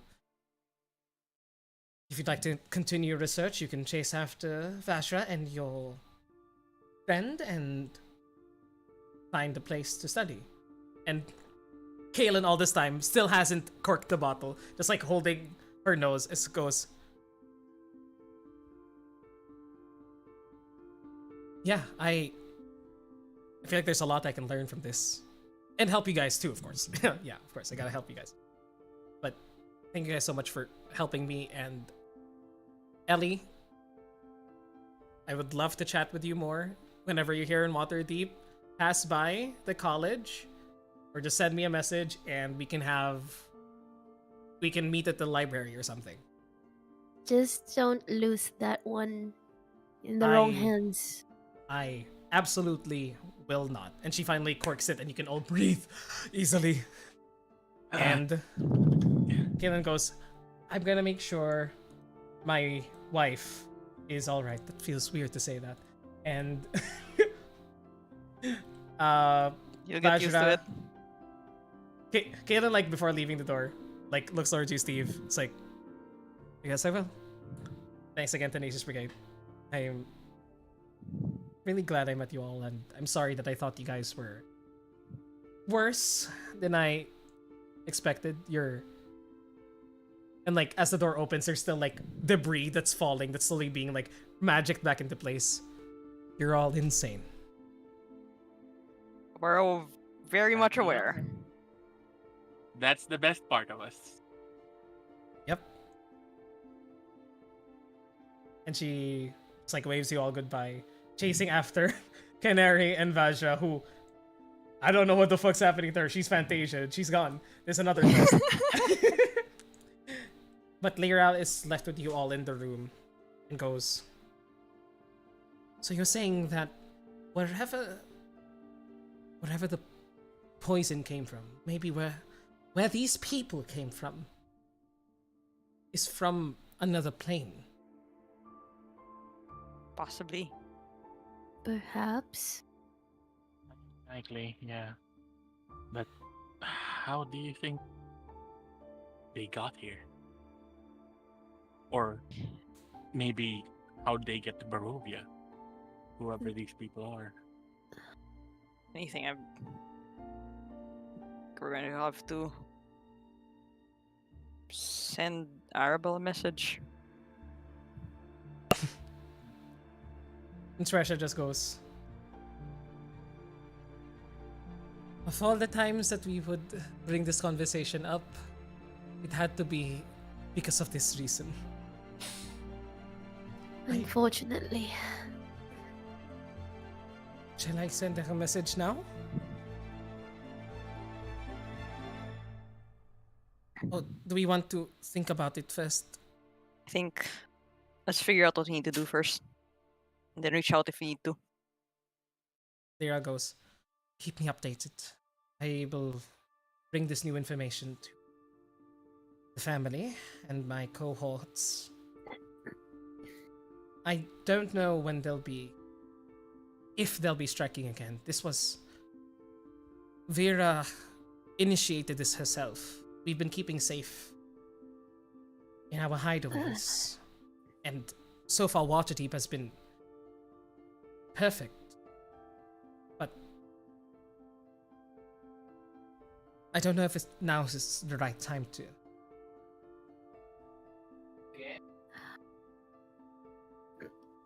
So many unknown variables. Many possibilities. They're from there, or one of the other plane got here and gave this power to somebody else. I don't know. What I do want to know though is how Vera is right now. We have tried But contacting her. we gotta take care of something else first. It's alright, there's too many unknowns here to make a proper move anyway. I would rather, if Vera was taken, Mistress kept her safe. Well, now's not the right time for it. I will see what my other informants have for me. They've seen the sort of liquid poison in the market and where it comes from. For now,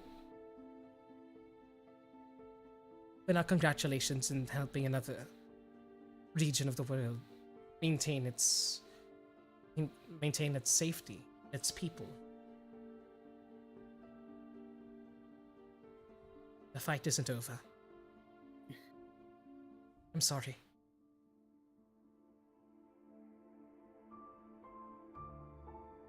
That's what we signed up for, right? The struggle of heroes. And I can confidently say that no one can deny that you're heroes now, Tenacious Brigade. No one. Steve kind of like looks over to everyone at that. Gives everyone like reassuring nod.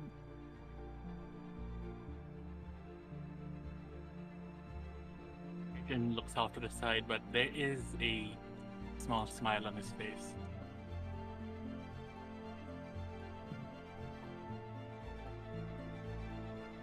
Asher just chuckles and goes, "And the day's work."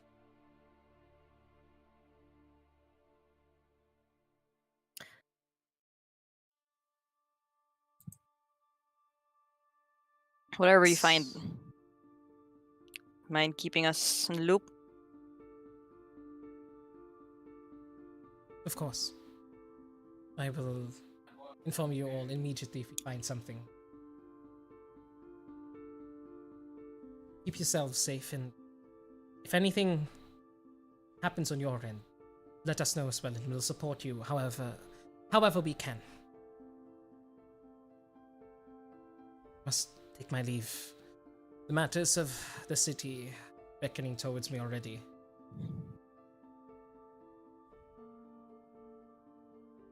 She walks up towards you, Ellie, and grabs your hands together.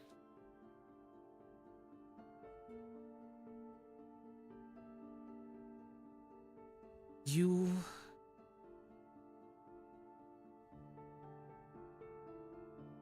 are destined for great things, Ellie. You and your friends. What I saw there versus Vajra in all her wealth of knowledge and experience, you won through with grit.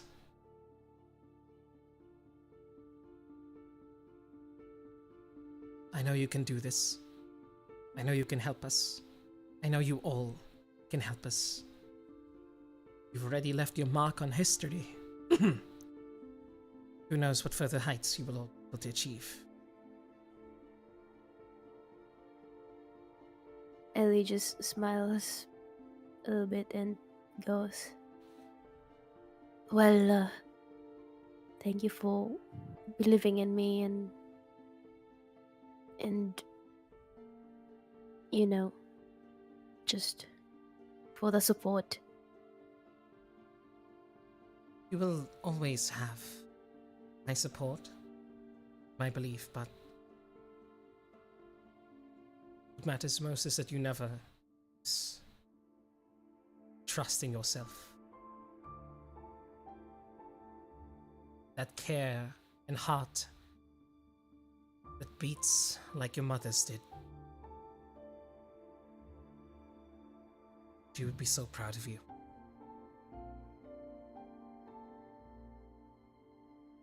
She just squishes like she grips Lyril's hands tighter and then nods. "Thank you." She nods towards you, to the rest of your group. Till we meet again, Tenacious Brigade. Steps towards the wall until she eventually opens up a portal overlooking Waterdeep in the afternoon. The view from the top of the castle where she resides. She steps through and disappears.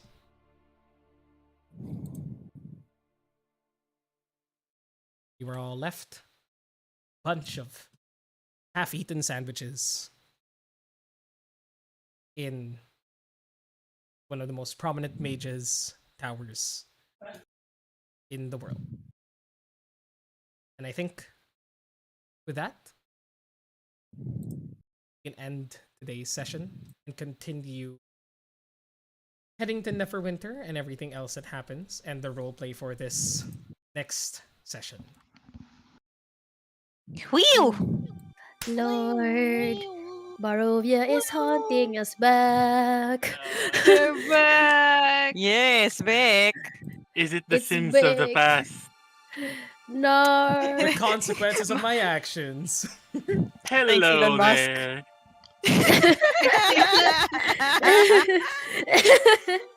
Strahd's mad he doesn't have the blue check mark. Yeah, Aw, he's not damn. verified. Of He course. just has to pay 8 gold, man. No, it's 8 gold per month. per month. Yeah, it's Strad though. Exactly. Ew. He can Strahd- afford it, but Strahd can handle afford 8 it. fucking gold, yeah. But you used No, to get he- it for free though. Strad is angry now that some people are paying 8 gold a month to be Strad as well. yeah. He doesn't like the parody. He doesn't like the parody. There Oh is an my actual, like, Everybody Strad. there's an actual like Twitter account that pretends to be Strahd too that I follow. They're very Yeah. funny. I know that one. Did you see what Doja Cat did? It was so funny. I have not seen it. I've not seen it yet. But okay. So like she Mhm. made. Oh, sorry. Go on. You first. I was just going to say that thank you guys for joining us. We can continue the chats afterwards, but thank you guys for joining us. Yeah. Thank you to everybody in the stream still watching. What a short and sweet episode. Congratulations to Sen for beating Yeah, a way fucking to go, Let's archer go, Sen. Sen. With I don't no want another help. Fight. I don't want another duel. Right. that wall of force at the end, super good. Ah, I love it. I That was was just like, nice. That was nice. Kamikaze, oh my god, she's helping the both of you. And you rolled above her Arcana. She had a +10 on you, plus a +5 from the level difference. So she rolled a 2. She rolled a 2! She rolled a 2! That's why it was a guess. I just went like 2. And I was like, huh, I was right. She rolled a 2! She rolled a fucking 2! And I was like, that's... I was praying It's so insane. hard. I was like, oh my god, it's just 20. Can that help with the talisman? No, you didn't need the help. You didn't need the help. It was all fate. Yeah. But amazing job.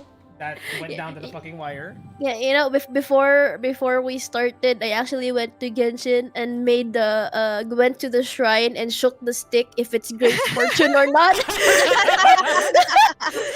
so funny. What did you get? What did you get?